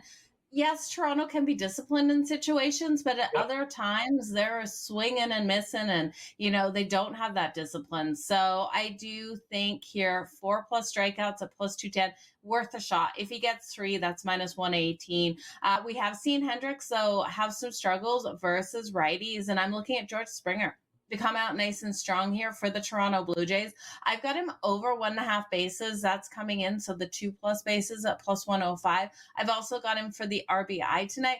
I wouldn't be shocked if he goes deep here on Kyle Hendricks. So I will look at George Springer for all of those props. Toronto has been playing hot, and George Springer has been a huge reason for this. You look at him versus the Yankees. He went 8 of 14 against the Yankees. He had 11 RBIs and 4 home runs with 20 total bases. So George Springer, I think, continues to roll hot into this series, but we'll see if Toronto doesn't strike out. I'll be shocked if they don't strike out 3 times versus Hendricks, and I'll be really happy if they hit 5 or 4 even. 4+ strikeouts at plus 210, Scott. We don't even need that 5th strikeout. Yeah, he's not a bad guy to go adjusted total on. Detroit and Cleveland also started here in about 5 minutes. Reese Olson, now he hasn't pitched since May, but his number is 4.5 strikeouts wise. He's 8-1 this season of getting 5 strikeouts in a game. So if he pitches long enough, he's going to get it, right? The bet is, since he's coming off a finger injury, but he has pitched, in rehab, so he should be good to go. This is not like it's a finger injury. It's not an arm injury where they would have to be concerned, like they don't want to rush him and pitch too many innings. 8-1 on the season. Give me over 4.5 strikeouts, and it's only juiced minus 125. And I like the Tigers to beat the Guards. Yeah, I'm completely with you. I think with him coming back, a lot of people are just worried to touch that number, which is making the number too low, in my opinion. I think Olsen can get there. You look at him career versus the Guardians, and in the regular season going 1-0 with a 3.00 ERA, 7 Ks and 2 starts. So that's, 4-3, but I still think what we're looking at here for the offense of the Cleveland Guardians, they haven't been great as of late. And I think the pitching, while it's been okay, hasn't been enough for me to want to take a chance on this team. So you look at Cleveland, they've been shut out 4 times in its 7-game losing streak. So could we see the Tigers shut them out again here? We could. It's just all going to be dependent on Reese Olson to come out on his A game. But even if it's not his A game, if it's his B game, Scott, with the offense just how it is right now for Cleveland, you still could see Detroit winning this one, 4-1, 5-1. Yep. Last one I want to get in here before we get to the first break, because these games all start before that. Milwaukee and our Miami Marlins, pitching prop wise, Quinn Priester, pitcher for the Milwaukee Brewers, strikeout total 4.5. How many times has he had 5 strikeouts in 15 starts this season? 3. His over strikeouts, 17.5. That's 5-2. His last 7 starts, 5-10 overall. So he has pitched better. I wouldn't touch that, but I don't think he's getting 5 strikeouts, especially against a Marlins team that's playing terrific, right? They've won 9 of their last 10. So I like the Marlins. I got the season bet on them, but I'm going to go under Priest or strikeouts under 4.5. I went back and forth with this one, Scott. I couldn't really get there with the Miami Marlins with Sandy Alcantara getting the start because of his numbers. But the Marlins have been playing great ball. They're 9-1 in their last 10. And then Parista coming out here. He's solid, but I just don't know if he's going to be able to handle this game. So I kind of stayed off this one. I didn't want to stay off this one. I tried my best. So you're going to take Parista's strikeouts to the under. Maybe I'll just tail you on that. Yeah, I like I said, he's only done it 3 times in 15 starts. Yeah. Marlins playing a little bit better. They're hitting the ball a little bit better. You're right. I don't trust Alcantara either. I mean, he had a nice little streak there going, but then he got lit up for 7 runs in 6 innings against Arizona. So it's back to, after 4 decent starts, and nothing spectacular. The 2 runs. He did shut out Pittsburgh, but it's Pittsburgh. Over 6 innings, and then 2 against the Phillies, and then 3 against the Braves. So, he's still a struggle. So I would stay away from him. You want to go under his team. That's where I would, if you want to put some action in, I would go under his outs, which is 17.5. Okay. I don't think he goes 6 innings the way he's pitching. It's only done it 5 times in 16 starts this year. Probably a really good start here to go in on that. Live betting situation, I guess we could jump on one of these teams. We'll have to see how this game plays out, Scott. We'll have a good 50 minutes of this game, though, which is nice. Yeah. It's one of the hazards of doing a season bet. It's like I already got a bet on Miami. It's like, why double down if I don't have to? So, a few more games, though, starting in a little bit. We'll preview those when we come back.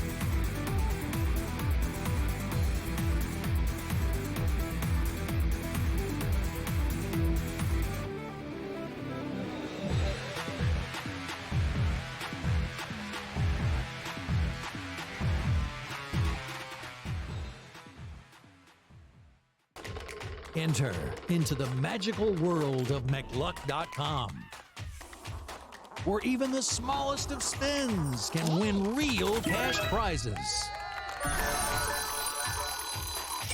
Adventure into over 1,000 of the best Vegas-style slot games. So what are you waiting for? Unlock your free welcome offer today. Join the fun where winners play and players win.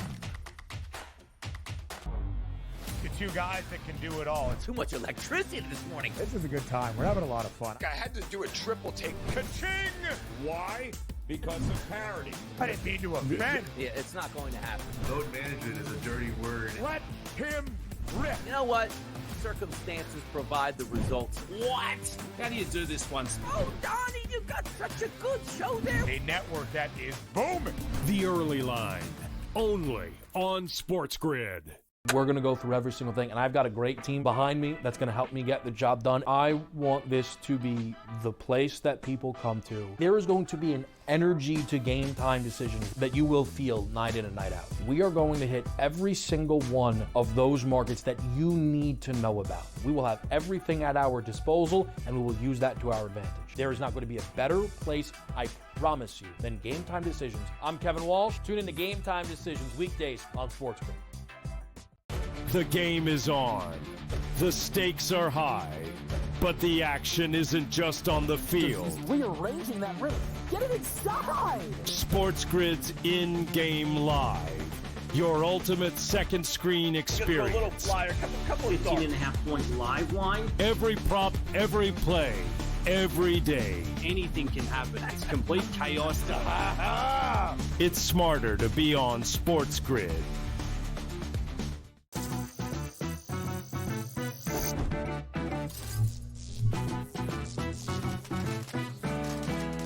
Did you know sportsbooks tend to draw up tighter bet lines for events that get even more bettors, like championship games or major matchups? My tip? Try betting on less popular sports. You might have a better shot at beating those odds. Now, go get lucky. See you in Las Vegas. Let's get lucky.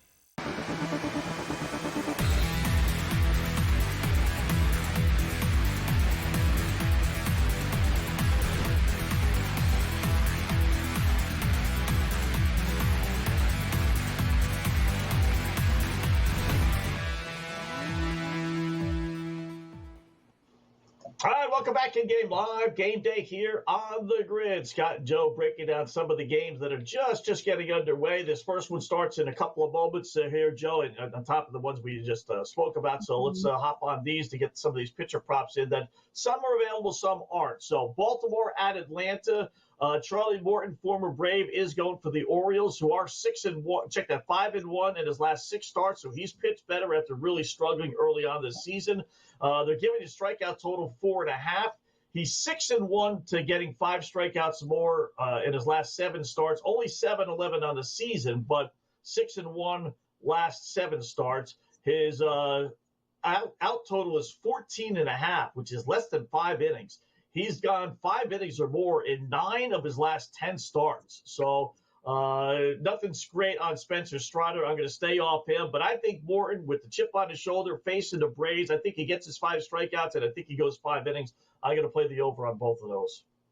Okay, so you're going to go with Morton. I'm going to go here with Strider. I actually really like what we've seen out of Strider at home, 2-2 on the season, with ERA sitting right there at 3-24 innings pitched, 4 starts. We're looking at him today. He's really limited those home runs. He's only allowed 5. He had 10 strikeouts the last time he faced the Orioles. The only problem with that is back in 2023. So kind of throw that trend out of the window. But I do think 7.5 strikeouts here.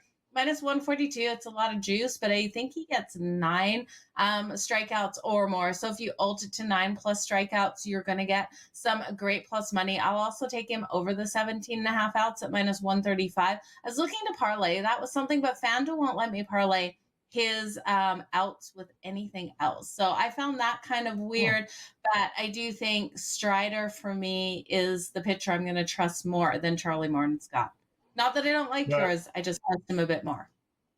Right. That's okay. It's funny with FanDuel, and I'm sure the other sites, sometimes they allow you to parlay things, and then, they don't allow you to parlay other things. It's kind of weird. I don't know. I asked the share fan that, and he said a lot of times it's a computerized thing. It doesn't, something that the computer doesn't allow certain plays. I don't know. It seems like you can just do pretty much anything, but apparently not. I do like the Orioles in the game, with Charlie pitching. I'm anti-Atlanta right now. I just don't think they're very good. So, and Morton's on the hill. He's got that chip, going against his former club. He's pitched a little bit better. Like I said, they're 5-1, albeit losing his last start, but still, he allowed 3 runs in 5 innings. Then he allowed 1 run his previous start, no runs his previous start.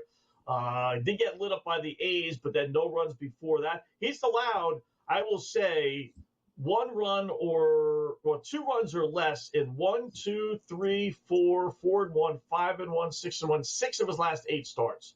So I think he pitches well, and they're getting plus 146 right now on FanDuel. They're just now it's up to plus 158, just underway.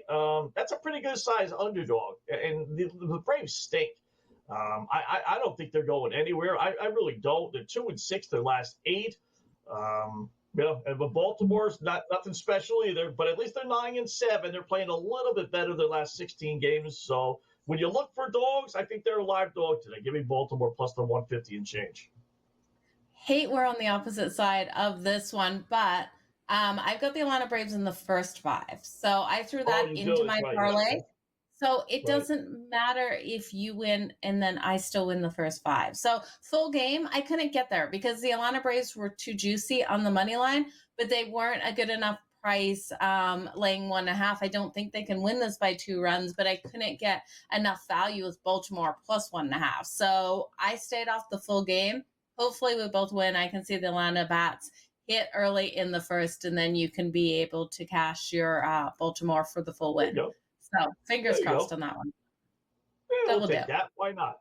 Yeah, we'll double dip. So last one of the early games. It starts top of the hour. White Sox in Colorado.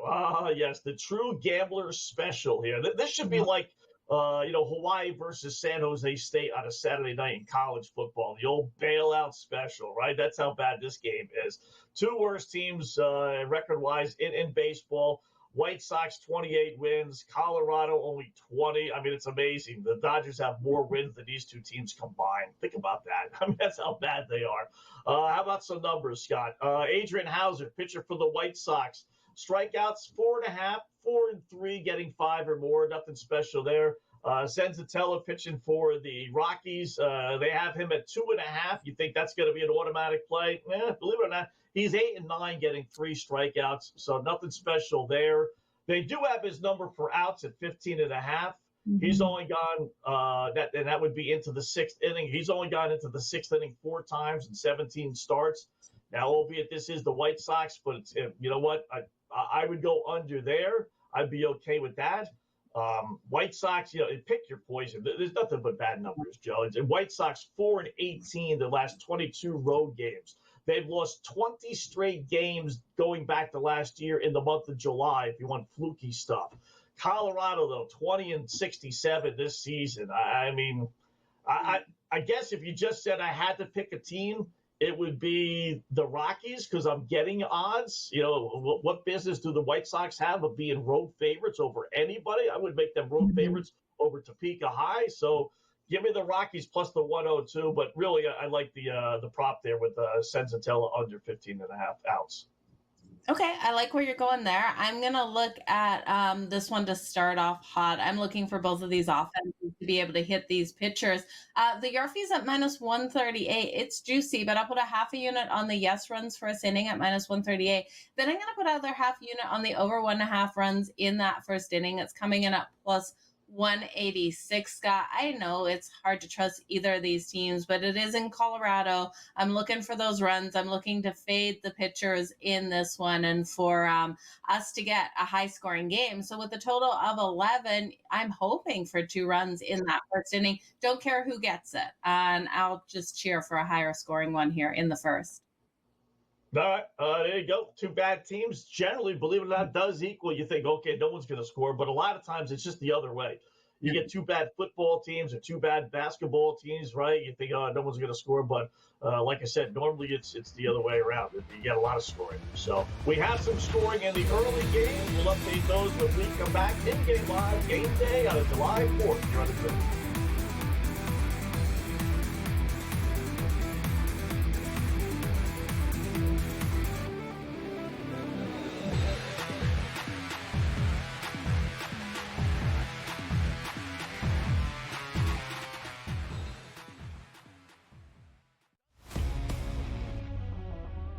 Pete Crow Armstrong on the mound to see what he does. Like, Ohtani, just by himself at the plate, is the best hitter in Major League Baseball. Let's just say, keep it in the National League at this point. He's the MVP. So I can't wait till he pitches 6 innings, gives up 5 earned runs. Time they go like, I don't know if he could be the MVP now. Oh, no, he's still hitting 300 with 45 jacks and just pitched 6 innings in a Major League Baseball game. And people are going to hold that against him. Pro Baseball Today, only on SportsGrid.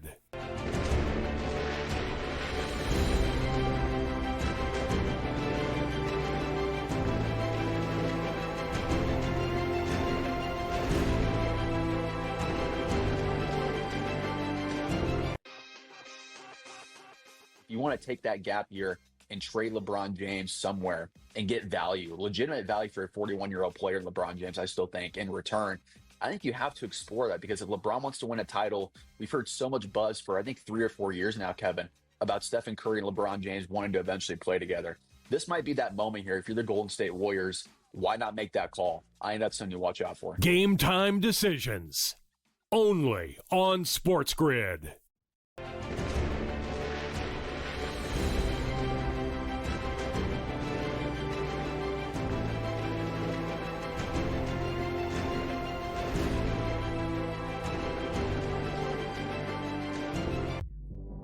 Saying I like their odds because I think they're insane at this point, but I do think they are a very viable option. I don't even think their odds are that insane, honestly. They won 64 games. So you like this move for them? Well, so the odds... Regardless of the odds, just from a basketball. Yeah, the odds have nothing to do with it. They won 64 games. They were eliminated by the Pacers, who lost Halliburton. The other 60-win team was the Celtics, and they lost Tatum. I think... And the Knicks don't have a coach. Betting above the rim, only on SportsGrid.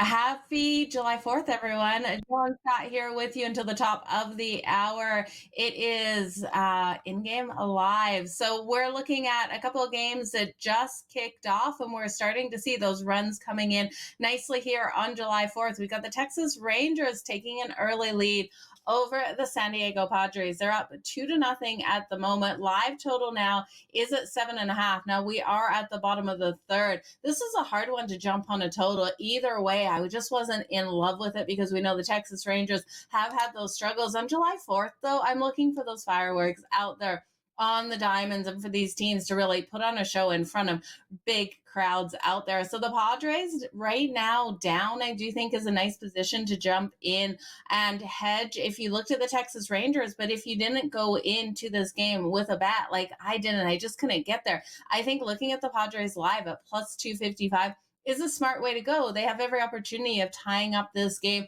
or even taking the lead, at which point, if you do like to hedge, you can come back in on the Texas Rangers. So right now I'll take a shot on the Padres plus 255 on that money line. That total, again, I wasn't really confident in this total going into this game and just kind of wanted to take a step back and see how it played out.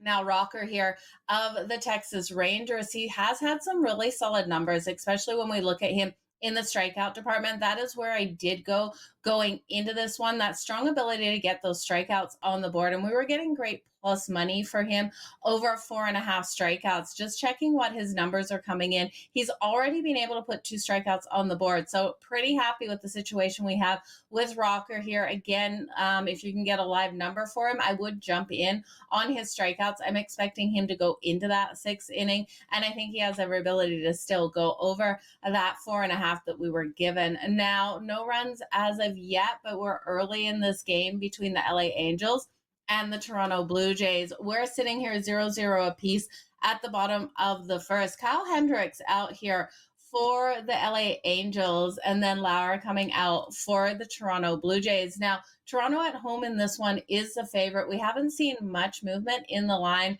from the top of the first. It's minus 156, so dropped about 20 cents for the Toronto Blue Jays, plus 122 here for the LA Angels, and we are seeing a total of a 7.5. So that's 7.5. I think we're going to go over it. I think we're going to see these runs coming in today.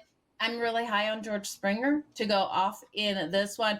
And Scott, we have seen the Cleveland Guardians put the first run on the board. Both of us like the Tigers. They were minus 122, minus 126, right in that range. They're now plus 118 dog, as were the bottom of the first and the Guardians up 1-0. Live total of 8.5.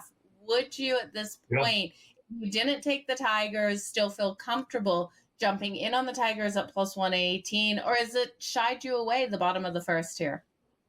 No, definitely. I almost wish Cleveland would put a couple more runs on the board, but I would buy them now because Cleveland is still batting. If Cleveland doesn't score, and I guess they hit a home run because there's nobody on base, the Tigers plus 134 right now probably will drop down a little bit. So you're getting them, a decent number. That's 50, 60 point swing from what they were, from a minus 125 or so, 130 to start, and just because it's a 1-0 game. So that's not too bad. I don't know if you did any your fees, but we got a run in the first inning, Miami, Milwaukee, right? We got a run first inning, Cleveland, Detroit. Did not get a run first inning, Toronto and the Angels. I don't know when Texas scored. Let me double check on that one. And the other one, we got runners on second and third, 2 out for Baltimore, top of the first against Atlanta. So you got a chance for a Yurfee on that one. No, Texas didn't score. They scored in the third. So, all right, so 2-2 so far. But any Yurfees today or Durfees on any of these later games? No. Yeah, I'm looking at not these games here, but the Chicago White Sox and the Colorado Rockies. I like the Yurfee yes runs in the first inning and the over 1.5. And same with the Houston Astros and LA Dodgers. I do think that's an explosive offensive game as well. So the Yurfee, again, was juicy like the one between the White Sox and the Rockies. So I put a half a unit on the Yurfee and the other half unit for that great plus money on the over 1.5 runs in the first inning. Scott, not going to lie, as soon as I look at a Dodgers game, I'm always putting a little bit of money on that over 1.5 innings, and it has cost me in some of these games, but other games it's really paid off. Yeah. Good news, bad news in the Toronto game. The bad news, since I'm such a positive person, is Lauer does have a strikeout through one. We're sitting on his under. But it took him 26 pitches to get to the first inning. We're sitting on his under out. That's a big number. So we're looking pretty good there. More coming up.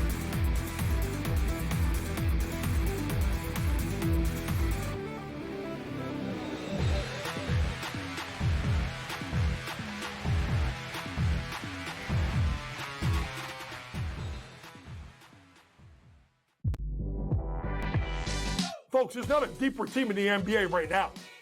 And they got arguably one of the top 3 coaches. I'm going to say this right now. Houston is a legit, I'm saying this, a legit threat to win the NBA title.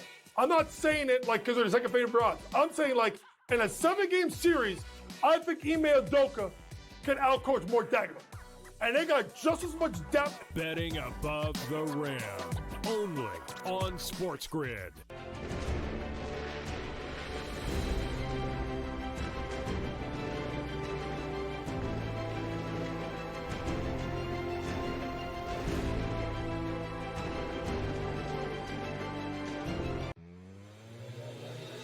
Five-year contract. It's just, I bring it up only because who cares, Scott? It's just mine. Jaren Jackson Jr., good player. Don't get me wrong.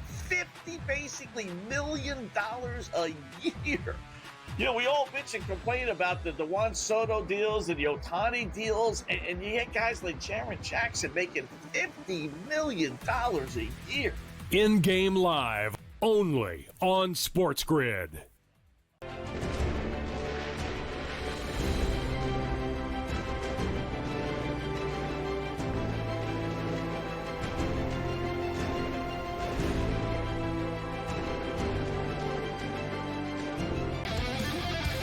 Tony Gwynn had 107 career at-bats against Greg Maddux.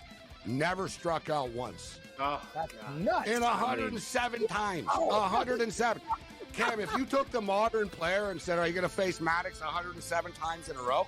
Like Vlad Guerrero Jr. and these guys, they'd strike out like 62 times type thing. Exactly. It'd be like 80 times. It'd be like whiffing. Sports Rage tonight. Only on SportsGrid.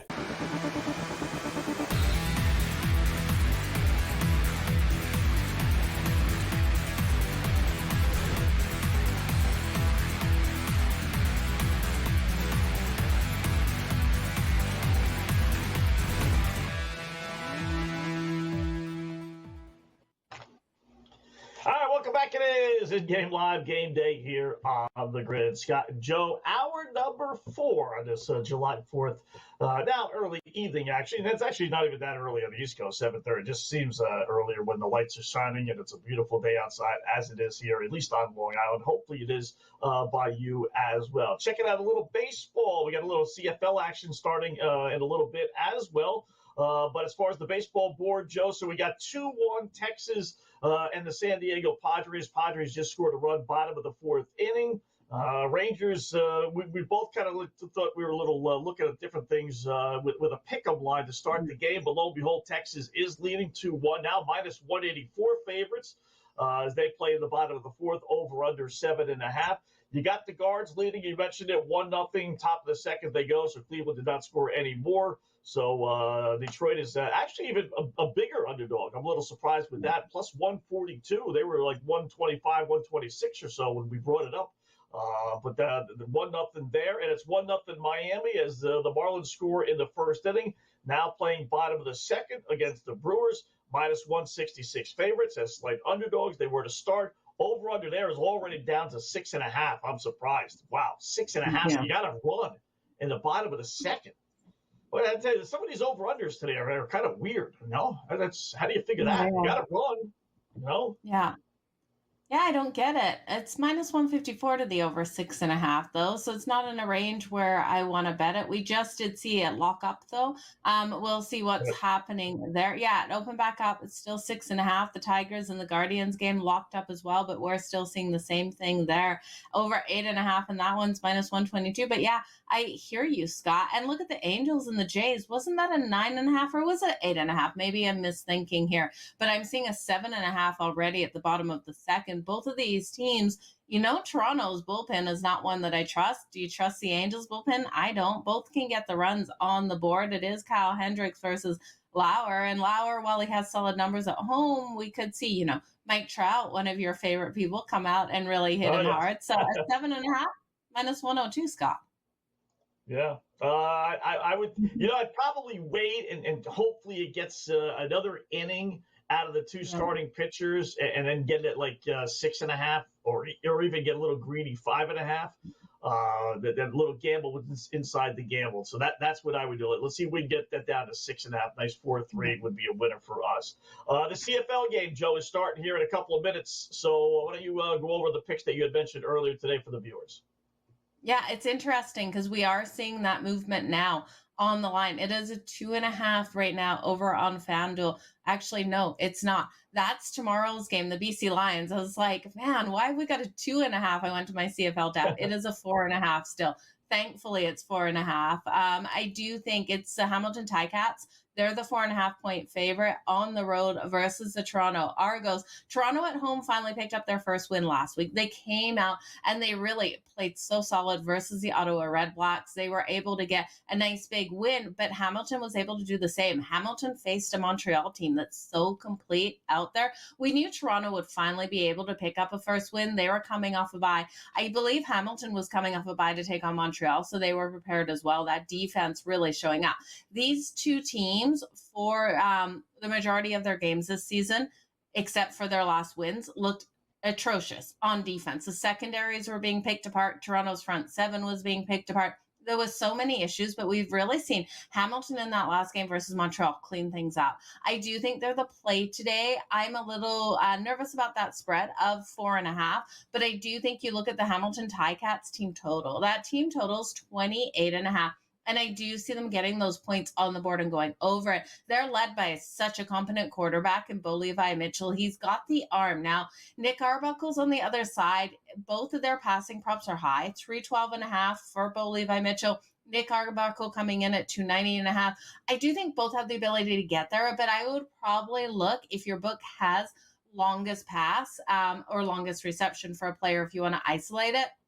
That's where I would go because I do think both can go deep. Both can turn over that ball. Bo Levi Mitchell a little less than Arbuckle. I believe Arbuckle's leading the league right now, but I think we're going to look for both to have success. And I do think Cozy here, the wide receiver for Toronto, is where you want to go for the player that probably has the best hands out there to get that nice deep pass from Arbuckle. His receiving prop is 71.5. I got that to the over. I got the touchdown at plus 120. He's solid out there. And I do think that big play specials of Cozy for 30 plus receiving yards in one play will come in. So that was coming in for slight plus money. And then when we look at Hamilton, because ultimately I think this team probably wins. I think either win or lose, they go to 29 points. So I'll look at Kenny Lawler here coming in for the touchdown at plus 115, the wide receiver. He is over 89.5 receiving yards at minus 114. Like I said, he's been hugely targeted by Bo Levi Mitchell. He's so solid out there on the field for him. And Bo Levi Mitchell has just been so nice when he's got a clean pocket. So we're going to have to see his offensive line really hold up. Toronto's going to look to disturb that. They're going to look to get to him and force those turnovers. If they can force those turnovers, Toronto could be live here at home. So that's why I'm just hesitant, because if they get that pressure, if they get to Arbuckle, they will turn that ball, Bo Levi Mitchell, they'll turn the ball over, but then Arbuckle can throw those interceptions. So I think higher scoring game, defensive touchdowns, we're talking about it. You might as well take both teams, Scott. Like, I see that opportunity with both teams. I think Bo Levi, it's his arm gets hit. It's a short pickoff by the defense and they run it back in. And if it happens for Arbuckle, it's because he's attempting that deep pass and, someone catches it and they're just able to run it back for that pick six and no one's able to stop them on the other side. So it's going to be a really interesting, fun game to watch for sure. All right. So it should be a lot of fun. Hopefully we get some points there and some of those props do come in. Good news, bad, just kicking off. So you still probably can get a couple of those in, hopefully. So, but they are just kicking off, and we'll keep an eye on that. Good news, bad news, as we always like to say here on the grid. So the good news since I'm Mr. Positive, is Vasquez has no strikeouts. Yeah, exactly, right? So Randy Vasquez for the San Diego Padres has no strikeouts. And we have him under 3.5. I told you he's only hit that one time in his last 6 starts, only 5-12 on the season. So that's the good news. The bad news is, although he's trailing 2-1, he's thrown 4 innings and he's only thrown 51 pitches. And we're sitting on under 15.5, which means if he goes into the 6th inning, we lose that bet, or at least if he gets an out into the 6th inning. Yeah. So he had only done that 5 of his 17 starts. So it's bad. Even though he's trailing, he's only thrown 51 pitches through 4 innings, which is just amazing. So, he's definitely going to go 5, I would think. And as long as he doesn't throw like 25 pitches or so, it's not looking good. And it seems like he's going to go into the 6th inning. What is Ranger team, Joe? I tell you, they just can't hit. It's amazing. And they got guys that you've heard of. This is not like the Chicago White Sox or Colorado Rockies or Pittsburgh Pirates. I mean, Simeon, Garcia, Seager, Berger even. But they can't hit. I mean, all these guys, 251, 240, 230, 225, 186, 216, 213. Those are guys in their starting lineup today. It's amazing. What are they feeding them in the clubhouse? Because I know the Toronto Blue Jays eat a lot of those. What are those sandwiches? They're those weird little sandwiches, white bread, peanut butter, jelly in the middle, squished together, and they come in this plastic little bag. Like, they go through a ton of those in Toronto. So what's happening in Texas? What are they feeding them? Because they need to change it up, because these guys need to start hitting again. Blame it on the food. What they need is a visit from Alex Rodriguez, to get the bats going again, with his vitamins, we'll just say. So, all right, 2-1. Maybe they yank him. Yeah. Maybe they yank him after 5. Let's hope so. Keep our fingers crossed. Cam Stewart coming up next here on the Grid.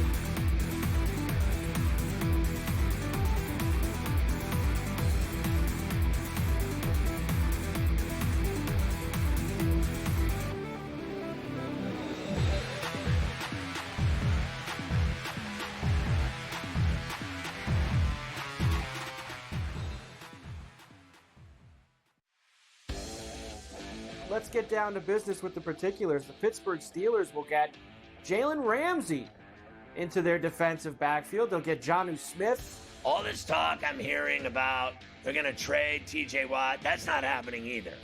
Okay, so I don't think that's even remotely in the cards.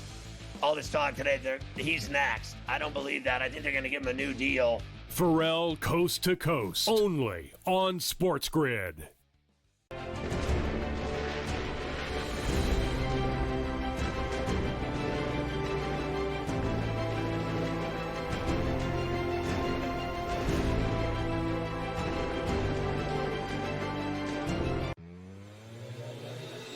Times out of 100, when you get a gift for the boys in Vegas, what happens? The dude doesn't even get out of the first inning. I feel bad for him. He gave up 7 runs, 5 earned, but 7 runs in total, 5 hits, walked 2, didn't strike out a batter, and like I said, didn't get out of the first inning, got 1 out. I don't know how they do, Joe, but I'm telling you, those lines didn't make any sense. In-game live, only on SportsGrid.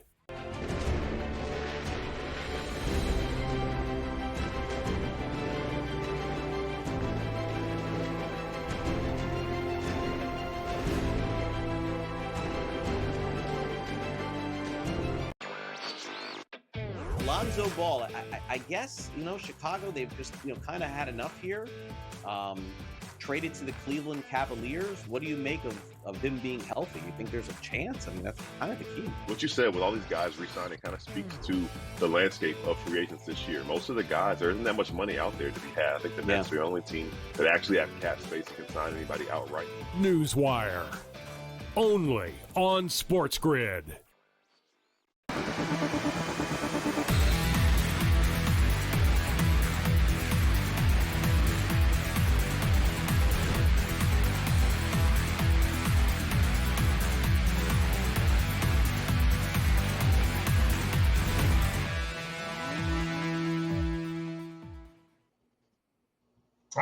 back in Game Live, Game Day here on the Grid. Scott and Joe closing things up. Final 20 minutes at the top of the hour. Gabe Morency and our next guest, Cam Stewart, will take you over the next 4 right up until midnight Eastern time. They got a full slate, no doubt. Recap the golf from this afternoon, preview tomorrow's stuff, and then a full slate of Major League Baseball. So with that, let us welcome in Mr. Cam Stewart, who again takes over at the top of the hour. What's going on, Cam? How are you this afternoon?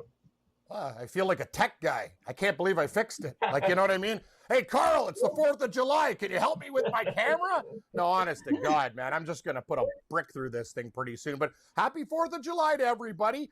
Great game. The Mets did the Blue Jays a favor by beating the Stankies, as you like to call them there, Wetzel. So, yeah, let's have a good time. Just watching a little bit baseball. We got CFL football, the Battle of the QEW, 2 big highways here. We got Hamilton and Toronto. And it should be an interesting game. Usually when these teams get together around Canada Day and the 4th of July, fireworks and a lot of points. So the over 52 in that game looks pretty good to me, guys. That's what I'm looking at right now. Do you trust either side there, Cam, between Hamilton and Toronto?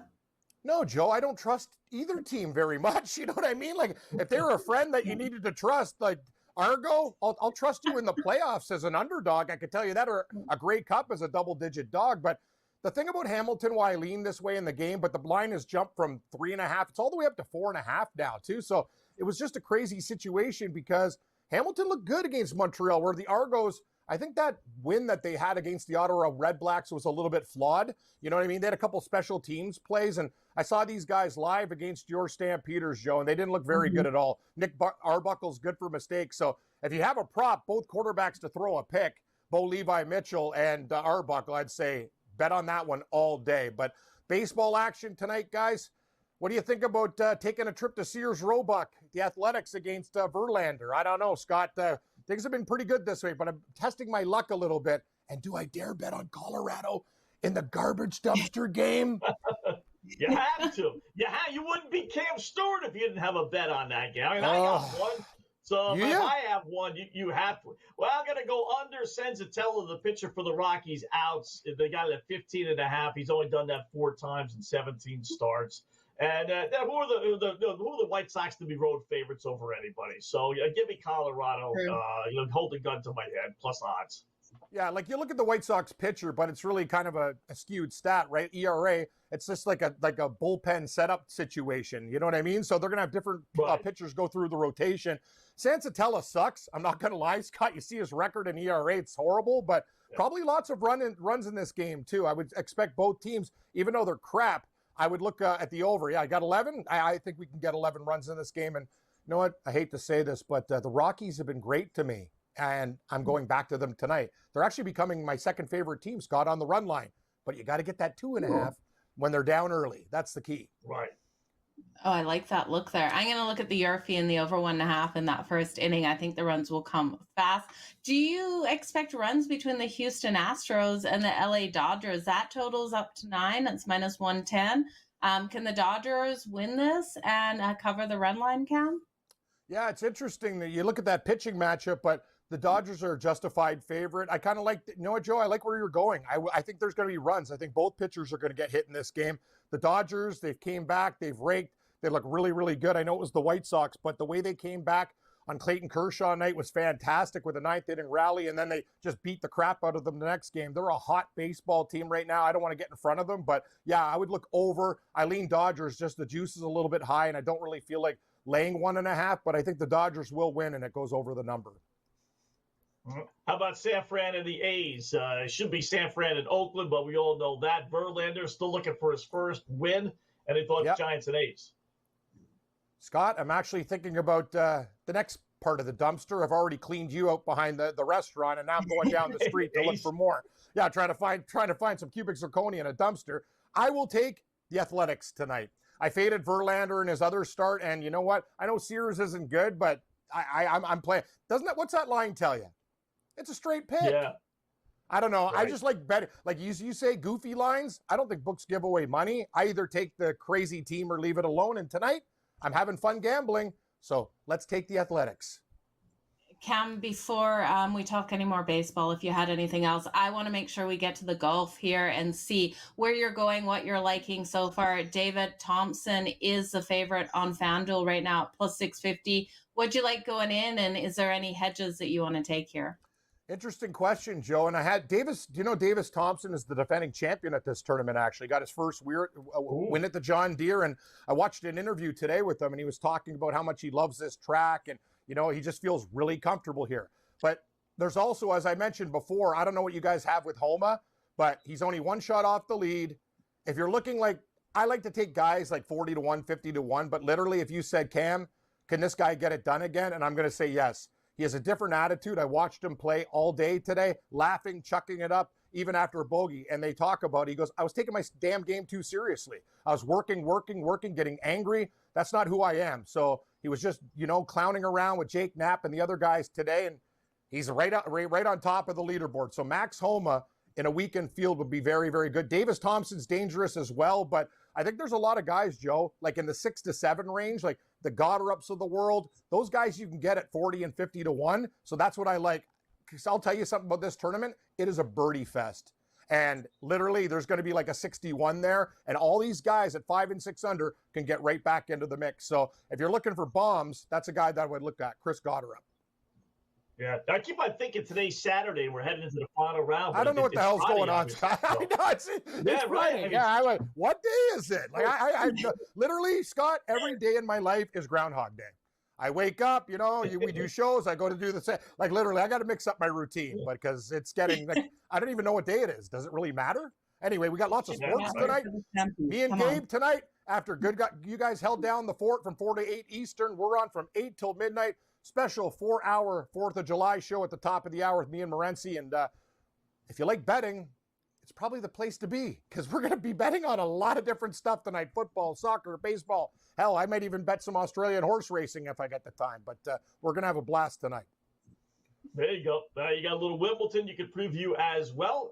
And they got soccer. And those guys both like soccer. So something Joe and I are not that great at. So, Cam, great job as always. Cam and Gabe, top of the hour. Have a great time tonight, Cam. Thanks.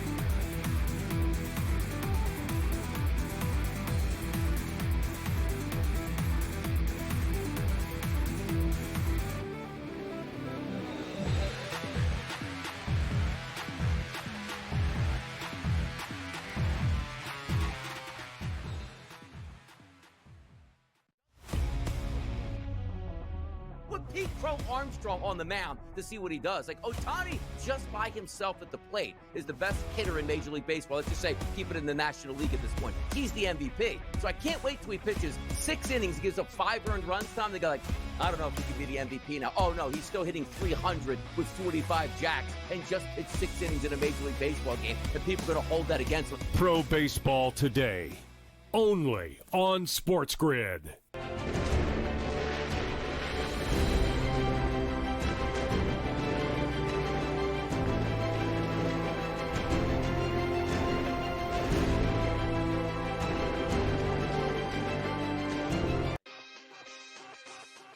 You want to take that gap year and trade LeBron James somewhere and get value, legitimate value for a 41-year-old player, LeBron James, I still think, in return.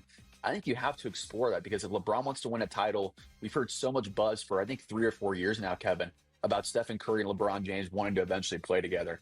This might be that moment here. If you're the Golden State Warriors, why not make that call? I think that's something to watch out for. Game time decisions, only on SportsGrid.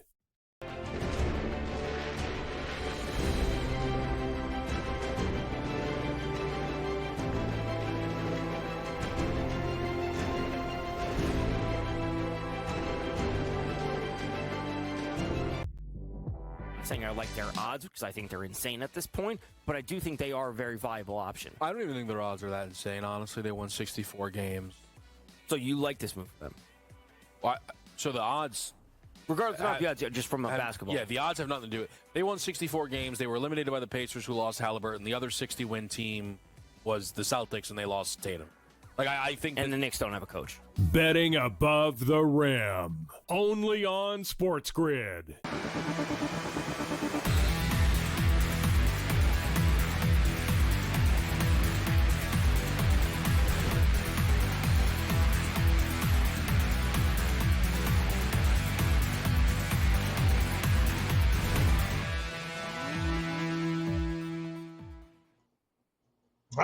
back in game live. Game day here on the grid. Final segment for Joe and I. But again, Cam Stewart, Gabe Morency at the top of the hour. They'll take you over the next 4 right here on SportsGrid Radio, SportsGrid TV. Do appreciate a couple minutes from him. And they know they'll bet on everything tonight, so make sure you keep it tuned here.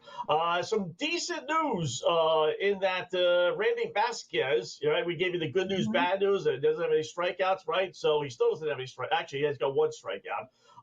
But he needed about 30 pitches to get through the 5th inning. So now his pitch count is up to 79 through 5. Now we got a chance of him maybe not coming out for the 6th inning because he did struggle. He walked a couple batters. Even the final out, threw a wild pitch. The final out was a bullet, but right to the left fielder. So we're under 15.5. We got some life. I wish they were leading 2-1, Joe, versus trailing 2-1, because I think if he was leading 2-1, they would definitely take him out and not have an opportunity for him to blow a possible win. But we got a shot. 79 pitches. He could throw 90 at times, but keep our fingers crossed that he does not come out for the 6th inning. But any other final plays of the games going on? We'll get to the games that aren't starting, but anything else that strikes you with the games that are in progress right now?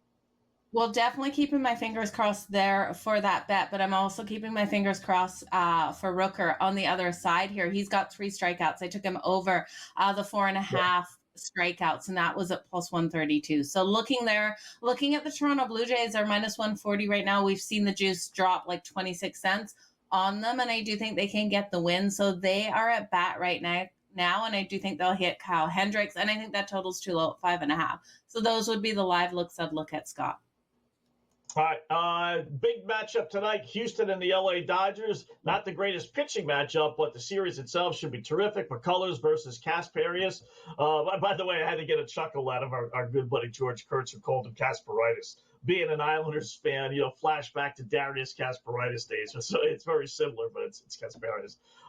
He's a former player for the New York Islanders, hockey guy. So he's a reliever. They're going to start him. He usually comes in when Ohtani pitches. After Ohtani goes an inning or two, but he doesn't throw much more than 3 or 4 innings, and they actually are giving you a strikeout count, which I'm very surprised with. It's 3.5. I don't think he averages about 1 strikeout every 2 innings, so he's not a strikeout guy. In order for him to get 4, boy, he'd have to go at least 5, and the Astros are one of the rare non-strikeout teams. I really like that, and they're giving you plus 122, at least they were earlier, so I like the under on him. Nothing great on McCullers. It's about the same, except I don't know if he gets into the 6th inning against the Dodgers. They're giving you 15.5. Little juice to the under there, Joe. But this Dodger team, man, I tell you what, even without Max Muncy, I don't know if he pitches into the 6th. So a little flare on the under on him.